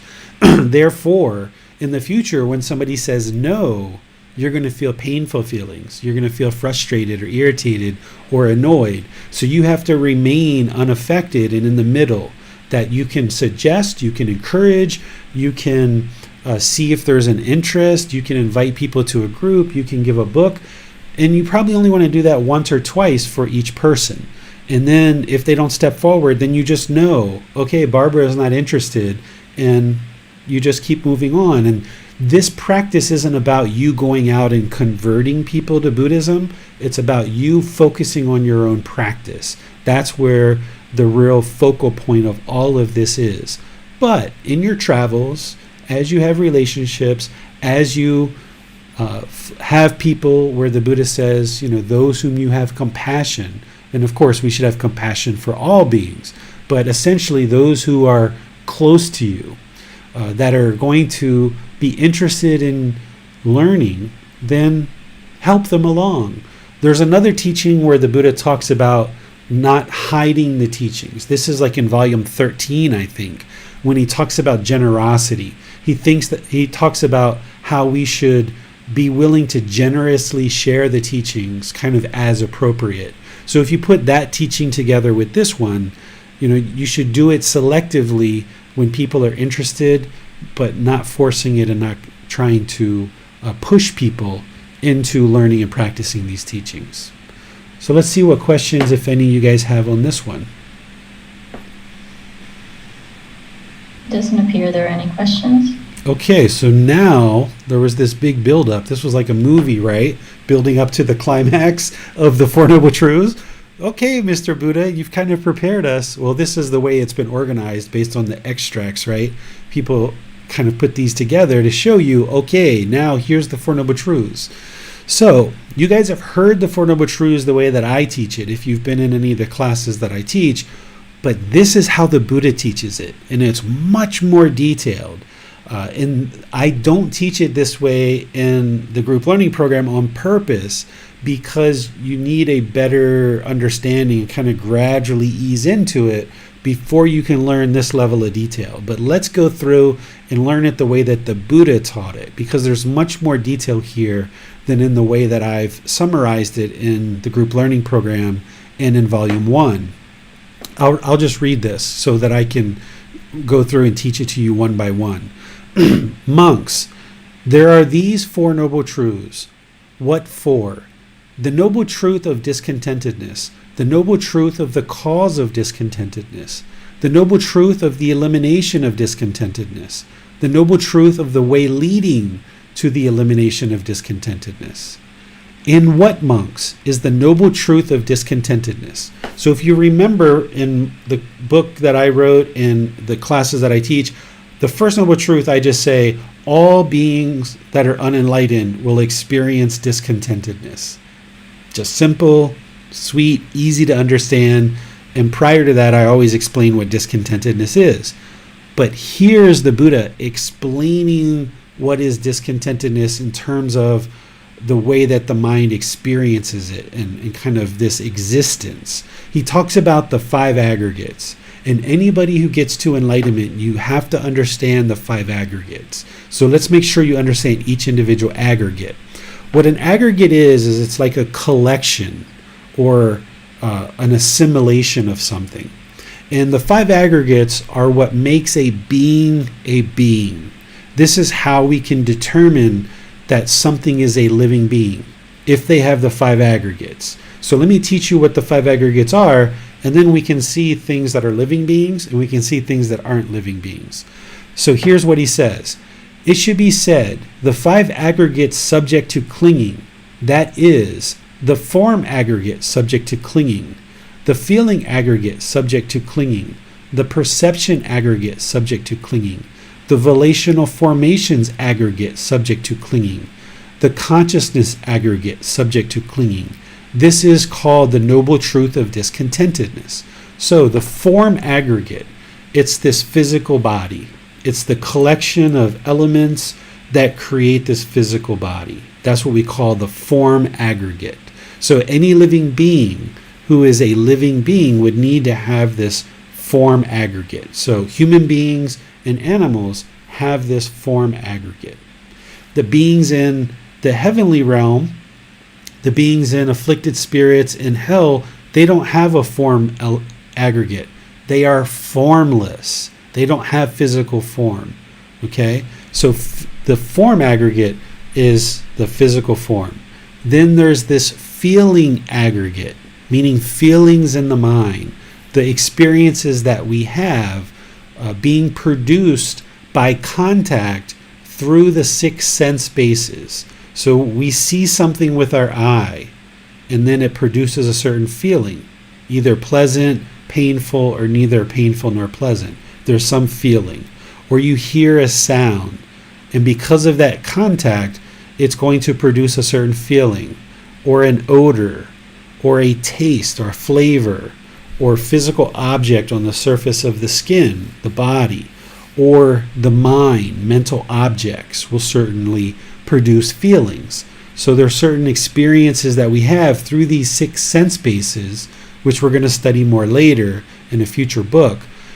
Through these 6 sense bases, we have contact, and then we get feelings in the mind. That's one aggregate that determines that a being is a being. Then we have these perceptions. Perceptions are the way things seem to be, or the way the mind believes things to be. So you see something or you observe something in the world, you don't know whether it's true or not, you just maybe believe it or it seems to be, and then the mind creates a perception. So let's say, for example, you walk into a 7-Eleven and there's somebody dead on the floor with a big pool of blood, and there's a man standing there with a gun in his hand. The perception is this man just killed that person. But that may or may not be true. That actually might be somebody who was on the scene. The criminal who actually shot the person and killed him has already run away. But the perception is, I see a dead person on the floor, I see somebody with a gun in their hand, that must be the person who killed them. But not true. Maybe, right? So a perception is what seems to be true, right? That's a perception. Then there's volitional formations, or choices or decisions. This is something that a living being can do, is they can make decisions. A unliving being, like a car can't make a decision for itself, or at least not now. Maybe in the future, but right now it can't make a decision for itself, right? A car is just an inanimate object.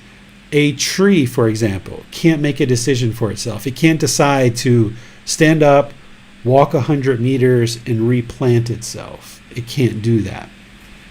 So a living being is going to have volitional formations. It's going to have choices and decisions. And then this last aggregate is the consciousness, or the mind. A living being is going to have a consciousness or a mind or awareness, right? So form, physical form, feelings, perceptions, things seem to be a certain way, but you're not truly sure, decisions or volitional formations in the mind. So it's the form and the consciousness coming together that creates a living being, and then that living being has feelings, it has perceptions, and it has choices or volitional formations. This is what makes a living being a being. But what the Buddha is saying is discontentedness is clinging to any of that, holding on to it. So if we hold on to this physical form, wanting this physical form to be a certain way, oh, I'm too fat, oh, I'm too skinny, I'm too dark, I'm too light, I don't like that bump, I don't like this hair. If you cling to this physical form or wanting to exist in this world, there's going to be discontentedness because you're clinging to this physical form. If you cling to your feelings, to the feelings that are produced in the mind, there's going to be discontentedness. Perceptions, if you cling or hold on to your perceptions, you might end up shooting that guy with the gun in his hand, thinking he's the murderer, when in reality you just killed the defender, right? So if you hold on and you cling to your perceptions of other people, judging other people, of the way things you think they should be, or the way you believe they are, then the Buddha is saying this is discontentedness. Or if you cling to your decisions or your choices. I made a decision that I would like to go camping this weekend, and I really want to go camping. My family wakes up in the morning, they don't want to go camping. They don't feel comfortable to go camping. They didn't get a good night's sleep. But if you cling to your decision, I want to go camping, I want to go camping, the Buddha is saying that's discontentedness. So the fifth one here is the consciousness or the mind. If you cling to that and what's in the mind, then the Buddha is saying that's going to be discontentedness. So now, in what, monks, is the noble truth that of the cause of discontentedness?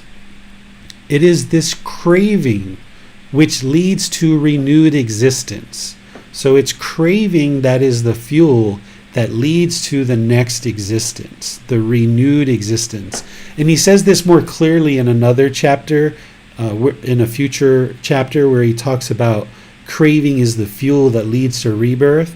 But he says it here as well, where he says craving which leads to renewed existence is the cause of discontentedness. So if you're having craving or desire or attachment at the time of death, it's going to lead to renewed existence, accompanied by excitement and desire.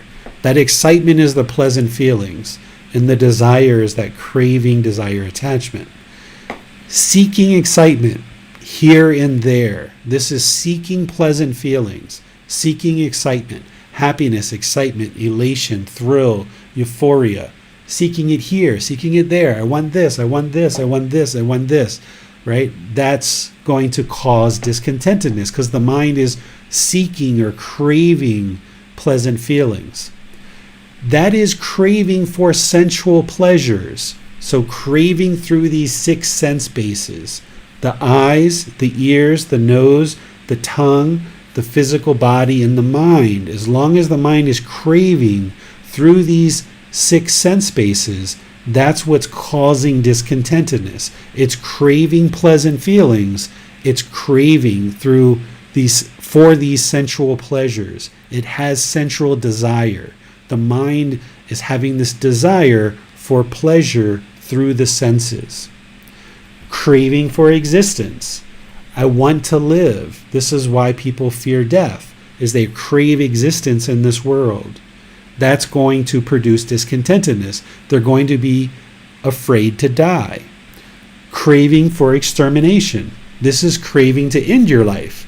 This is like suicide or assisted suicide, where someone's craving to actually die. They think the world is so miserable, they would like to die. And this is going to create discontentedness in the mind because a person either wants to exist in this world and holding on to this world so tightly, or they have the other side, which is I'm craving to get out of this world and I'm craving to end my life. So the mind is not in the middle. It's craving these sensual pleasures. This is called the noble truth of the cause of discontentedness.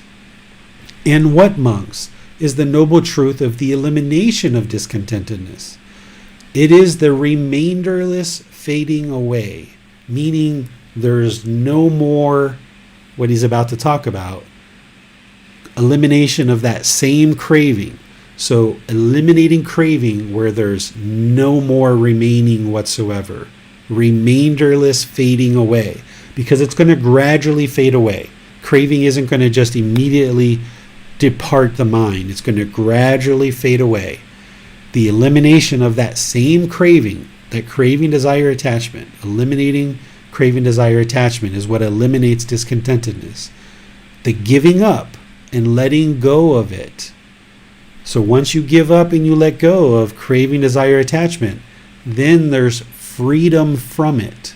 Because as long as the mind wants to go camping really badly, it's going, and other people don't want to go, the mind's going to be discontent because you want to bring everybody along with you. And until you give it up and you let it go, or just choose to go by yourself, then you're going to be discontent. But when you let go of that craving, then you have freedom from it, non-reliance on it. This is called the noble truth of the elimination of discontentedness. And what, monks, is the noble truth of the way leading to the elimination of discontentedness? This is the 4th noble truth. It is this noble eightfold path. That is right view, right intention, right speech, right action, right livelihood, right effort, right mindfulness, right concentration. So he's laying out the whole path to end discontentedness 100%. These, monks, are the 4 noble truths. And then he goes through the common statement, an effort should be made, right, to learn the 4 noble truths. So the way that I teach this in the group learning program is all unenlightened beings will experience discontentedness. The cause of discontentedness is craving, desire, attachment, wanting things to be permanent when things are impermanent. The elimination of discontentedness is the elimination of craving, desire, attachment. And the way leading to the complete elimination of discontentedness is the Eightfold Path. So I've kind of summarized it. But here you see the more in-depth version that was taught by the Buddha. So what questions, if any, do you guys have on this?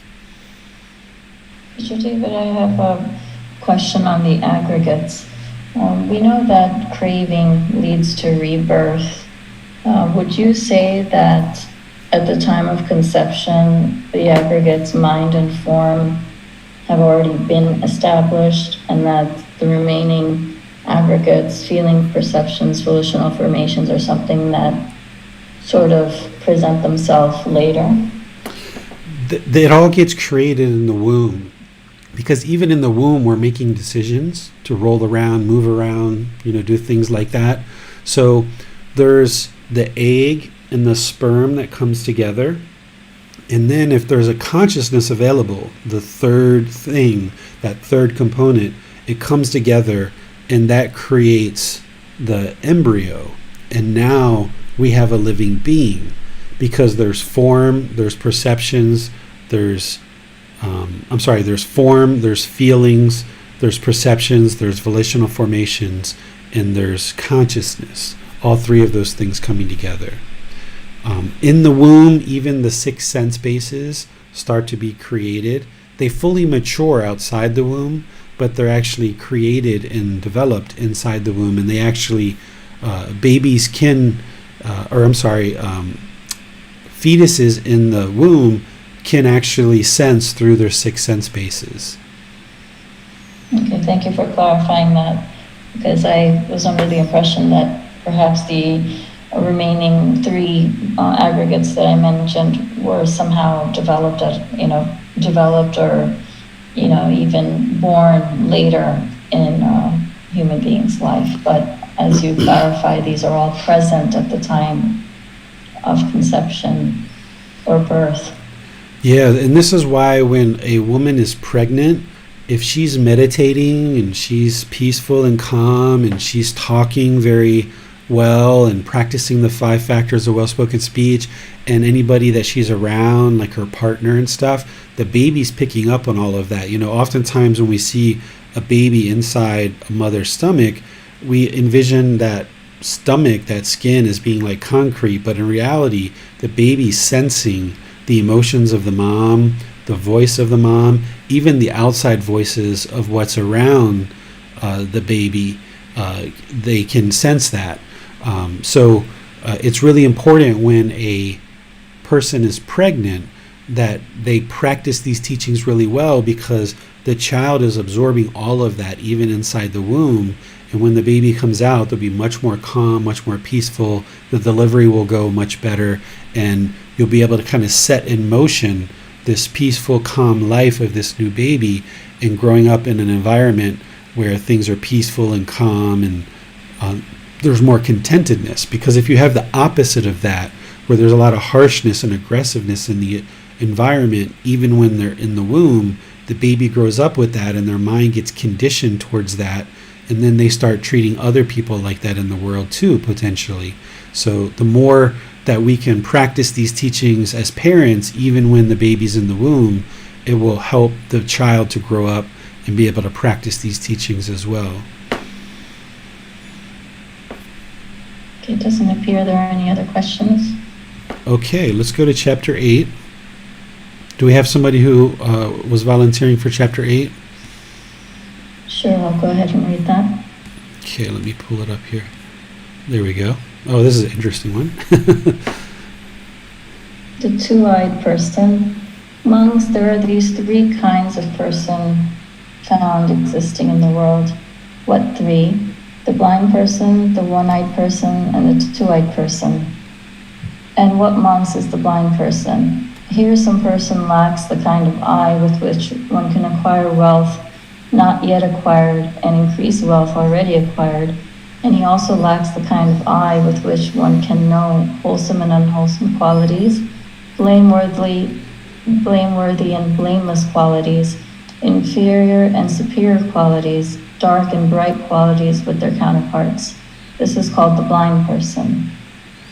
And what is the one-eyed person? Here, some person has the kind of eye with which one can acquire wealth not yet acquired, and increase wealth already acquired, but he lacks the kind of eye with which one can know wholesome and unwholesome qualities, blameworthy and blameless qualities, inferior and superior qualities, dark and bright qualities with their counterparts. This is called the one-eyed person. And what is the two-eyed person? Here, some person has the kind of eye with which one can acquire wealth not yet acquired and increase wealth already acquired. And he also has the kind of eye with which one can know wholesome and unwholesome qualities, blameworthy and blameless qualities, inferior and superior qualities, dark and bright qualities with their counterparts. This is called the two-eyed person. These monks are the three kinds of persons found existing in the world. And how, monks, does the monk have attentive eyes? Here a monk understands as it really is. This is discontentedness. A monk understands what as it really is. This is the cause of discontentedness. A monk understands as it really is. This is the elimination of discontentedness. A monk understands as it really is. This is the way leading to the elimination of discontentedness. It is in this way that a monk has attentive eyes. Okay, so here the Buddha is using the eyes to represent one eye of somebody being able to acquire wealth, and another eye, someone being able to see kind of wholesome and unwholesome qualities, and he goes into more detail about that. And he talks about one person, is blind. They can't make money and they can't see good, wholesome, or unwholesome qualities. And this would be a blind person. A one-eyed person is someone who can just acquire wealth. And you might have run across people like this that are very wealthy, very well off, but they're not really able to understand wholesome and unwholesome qualities very well. And maybe they themselves are kind of a harsh person. Maybe they're even into a lot of unwholesome things, but yet they're able to generate wealth. But yet they lie, they have sexual misconduct, they do all these unwholesome things because they can't see, how to do otherwise, right? So there's people like that in the world that can produce wealth, but they're into a lot of unwholesome things. And then the Buddha talks about this third person, which sounds pretty ideal, right? Like you're able to acquire wealth and you're able to see wholesome and unwholesome qualities. And this is a two-eyed person. But then he throws in the curveball here and he says, but monks, a monk has attentive eyes.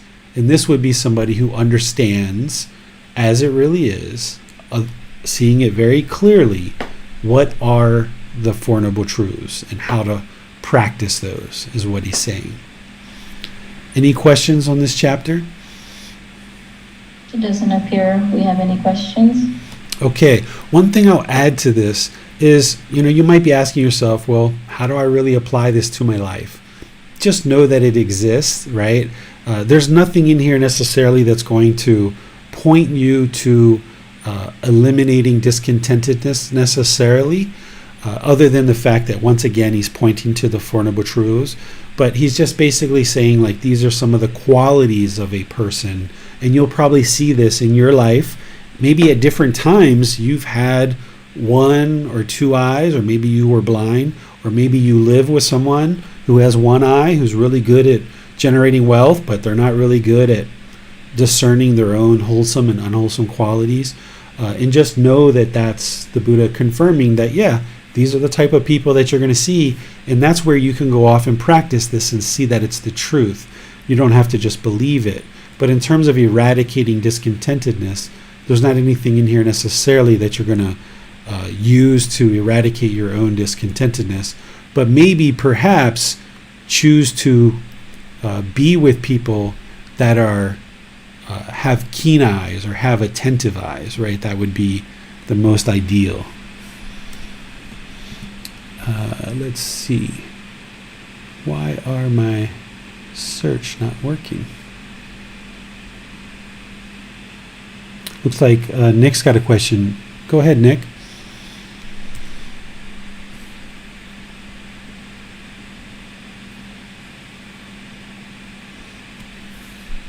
Do you have a question about chapter 8 or?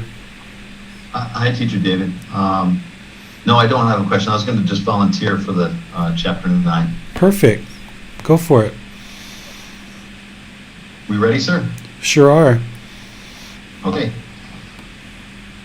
Wholesome friendship, wholesome companionship, wholesome comradeship. On one occasion, great king, I was living amongst the Sakyans, where there is a town of the Sakyans named Nagaraka. Then the monk Ananda approached me, paid homage, respect to me, sat down to one side and said, "Venerable sir, this is half of the life. That is wholesome friendship, wholesome companionship, wholesome camaraderie." When this was said, great king, I told the monk Ananda, "Not so, Ananda, not so, Ananda. This is the entire holy life, Ananda, that is wholesome friendship, wholesome companionship, wholesome camaraderie. When a monk has a wholesome friend, wholesome companion, and a wholesome comrade, it is predicted that he will develop and cultivate the Noble Eightfold Path." Perfect. Okay. So you see here, once again, Ananda showing up, right? One of his close students, his cousin. And the Buddha is actually talking to a king here who's looking for guidance, because the Buddha used to teach all different types of people at all levels of society. And here he's letting the king know that at one time Ananda suggested that half of the holy life is to have wholesome friends, wholesome companions, and wholesome comrades. And the Buddha corrected Ananda and said, actually, this is the entire holy life, because the Buddha is saying here, and he says in other places too, that essentially having wholesome people around you is going to influence your mind to practice and cultivate and develop this eightfold path, this path to enlightenment. Whereas if you're around people who are into unwholesome things and doing things in an unwholesome way, it's going to influence your mind negatively and kind of perhaps your influence to not practice the path as closely. So as you get onto this path, 3 months, 6 months, a year into it, there may be people in your life that you choose to move away from in terms of your relationship. And you don't have to go to them and tell them that you're no longer going to be their friend. Remain open with loving kindness and compassion, but you might just choose to kind of continue walking and maybe move away where you're not spending as much time with them. And then as you're making new friends, what I would suggest is that you look for someone who's practicing these good, wholesome teachings and not necessarily considering themselves Buddhists, but these good, wholesome teachings, because they're the natural laws of existence, show up in lots of people understand that it's unwholesome to kill, that it's unwholesome to steal, that it's unwholesome to have sexual misconduct, that it's unwholesome to to lie. It's unwholesome to have substances that cause heedlessness. So if you're going to make friends and they're into any of those 5 things, then their decisions to be involved in those 5 things, it's going to smear you. You're going to see that in later chapters. The Buddha talks about the snake that goes through feces and smears you. So if you associate with people who are into unwholesome things, it can smear you. So let me give an example. Let's say you have a friend who sells cocaine or heroin or methamphetamine, and okay, this has been a childhood friend, and you're just holding on and you're clinging because at one time you guys were really good friends as 8 years old, 12 years old, but somewhere along the line they got into selling drugs, for example, but you're still hanging out with them. Well, what happens when you guys are going down the street together in a car, a police officer pulls you over and they drop their methamphetamine or cocaine under your seat in the driver's seat? And now when they do a search of the car, it's you that's going to jail, right? So if you associate with people who are into unwholesome things, you're going to get smeared with unwholesomeness. And it's not that we look down on people. It's not that we disparage people. We don't think of the person themselves as being bad or unwholesome. They're just making unwholesome decisions. and looking at their decisions to either kill, steal, have sexual misconduct, lie, or take substances that cause heedlessness, it's going to produce unwholesome results for them. Therefore, if you associate with those types of people, it's going to cause unwholesome results for you. Not their choice to be into drugs or their choice to have sexual misconduct, but it's your choice to associate with those people. That's your karma, because your choice, your result, your cause, your effect, or your action, your result, the result of your decisions.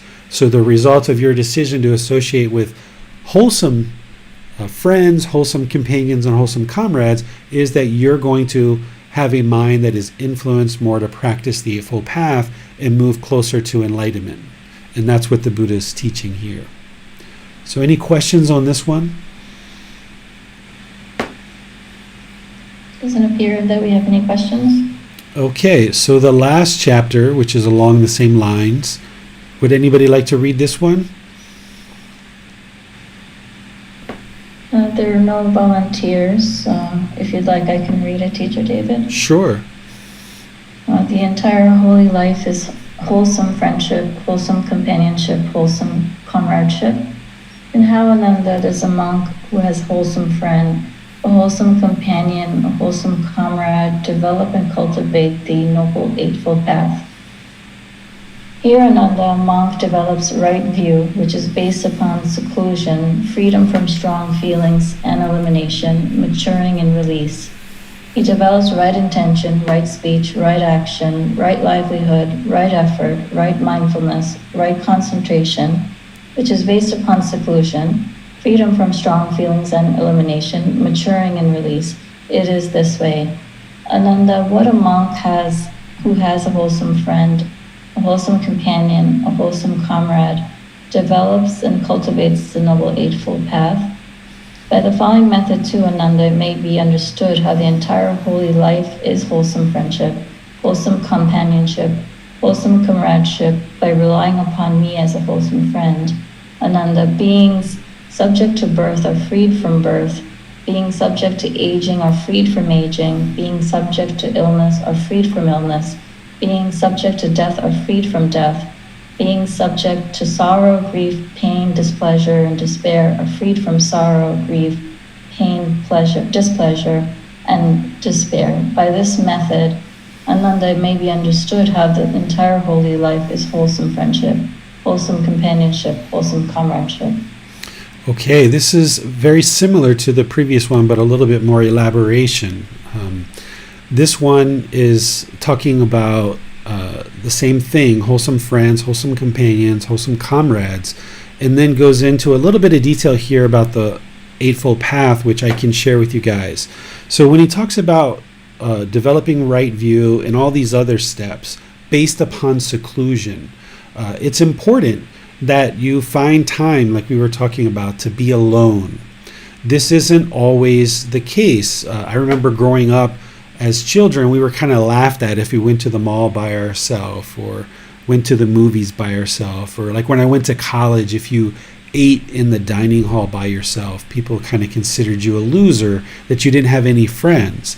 But in reality, that alone time is really important, and you can't allow what other people say to impact your good, wholesome practice. So finding seclusion in different parts of your day for a few hours is wise, or like we were talking about, for a few days or a week or two, going traveling by yourself. This can train the mind to be comfortable by itself, and that's really helpful. The Buddha also talks about maturing and release.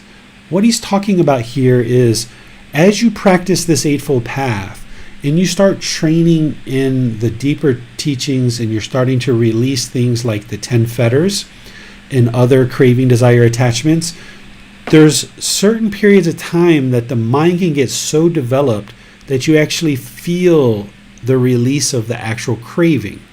When the mind has a lot of pollution, a lot of craving, anger, and ignorance, you're not going to necessarily feel it. But as your mind develops more and more mindfulness or awareness of mind, there are certain craving, desire, attachments that you can become aware of.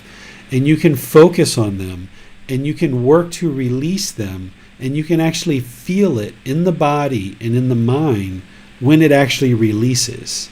And this is quite interesting. When you feel this, you can feel it actually leave the mind. So you might notice that as you progress along in your practice. Then he talks about here later, he talks about by practicing the Eightfold Path that beings are freed from birth. Okay? This is really helpful because if you've ever been exposed to any Buddhist teachings that people say are Buddhist teachings, some people say the goal of the Buddhist path is to be reborn. And that's the goal, is to not get enlightenment in this life. Make sure you're reborn and come back and help people later. That's not what the Buddha actually taught.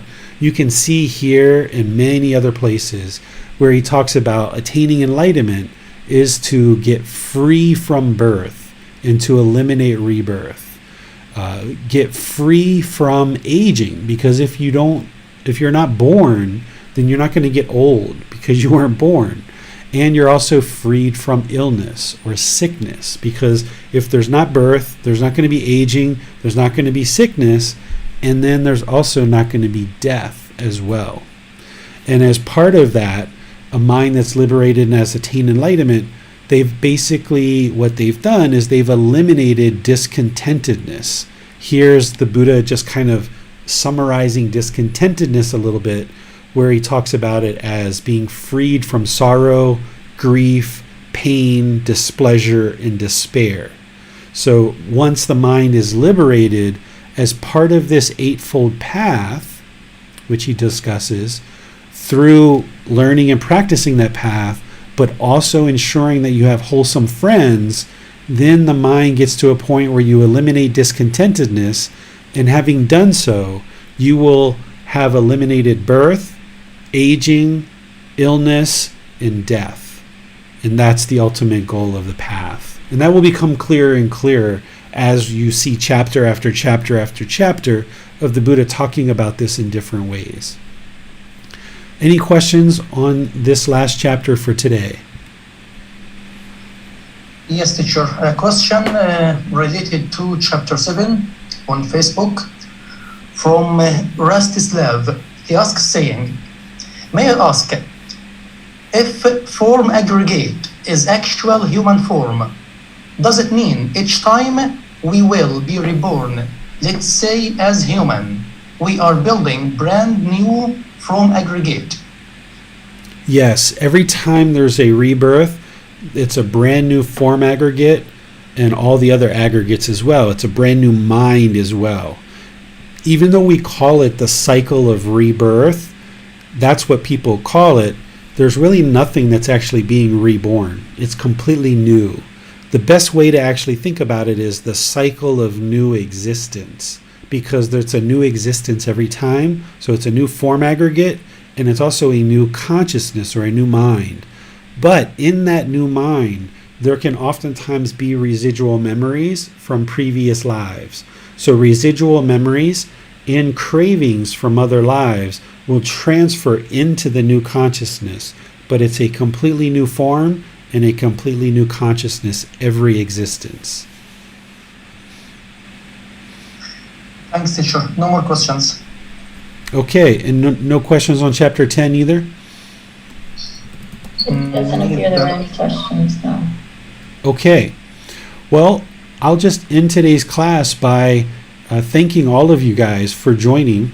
We decided to change up the format a little bit, where in the previous Pali Canon in English program, we had many more chapters than this. We had 20 to 45 chapters, and basically we would do our meditation and I would just say, what questions do you have?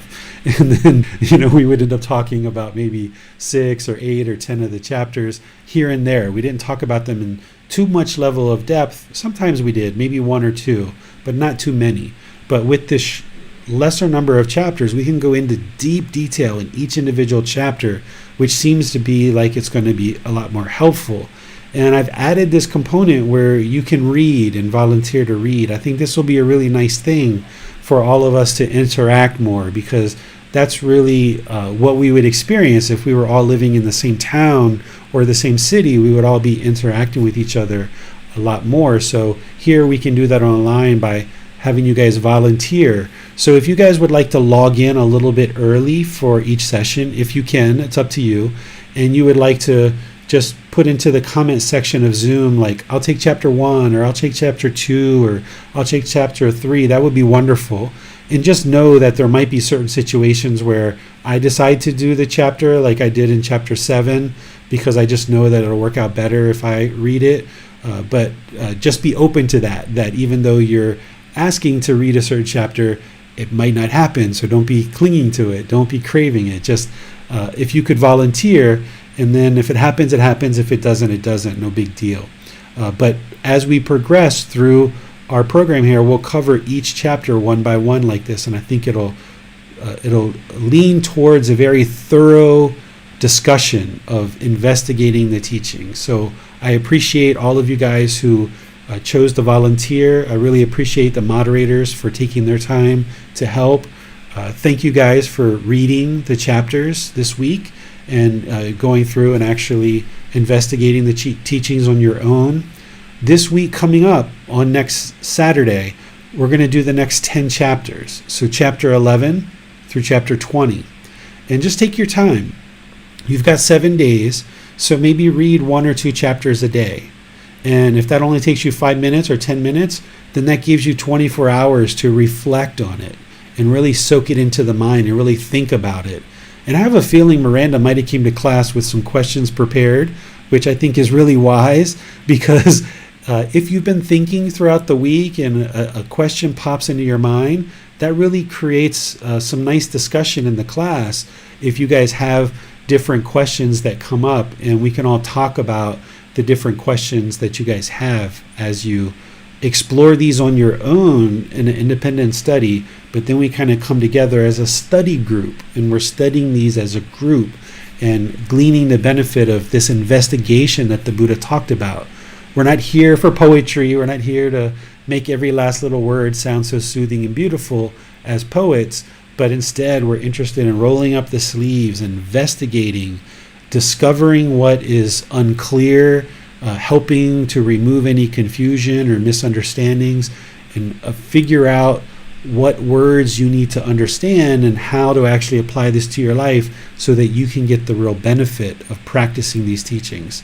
And the more you study with the words of the Buddha, you'll see that this path just gets more and more clear each day, each moment, and just continue with your meditation as you always do. And if you're participating in the group learning program at the same time, that's fine as well. So on tomorrow, we're going to be doing chapter 23, which is studying the symbolism and the imagery, reminders of the teachings through imagery. So we'll be doing that tomorrow in our group learning program. And then on Wednesday, we'll be doing loving kindness meditation as a group. So we'll see you either next Saturday or perhaps on Sunday and Wednesday in the group learning program. Have a lovely rest of your day. We'll see you next time.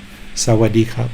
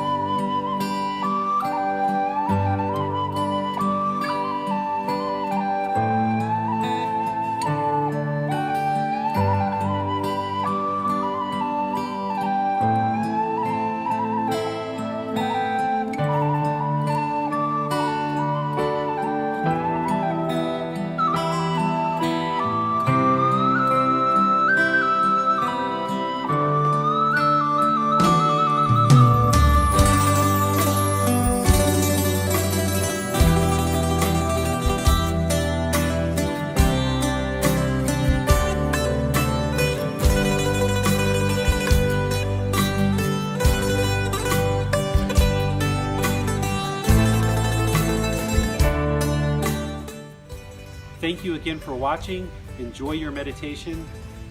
Look forward to seeing you online and answering any questions that you might have. Thank you so much.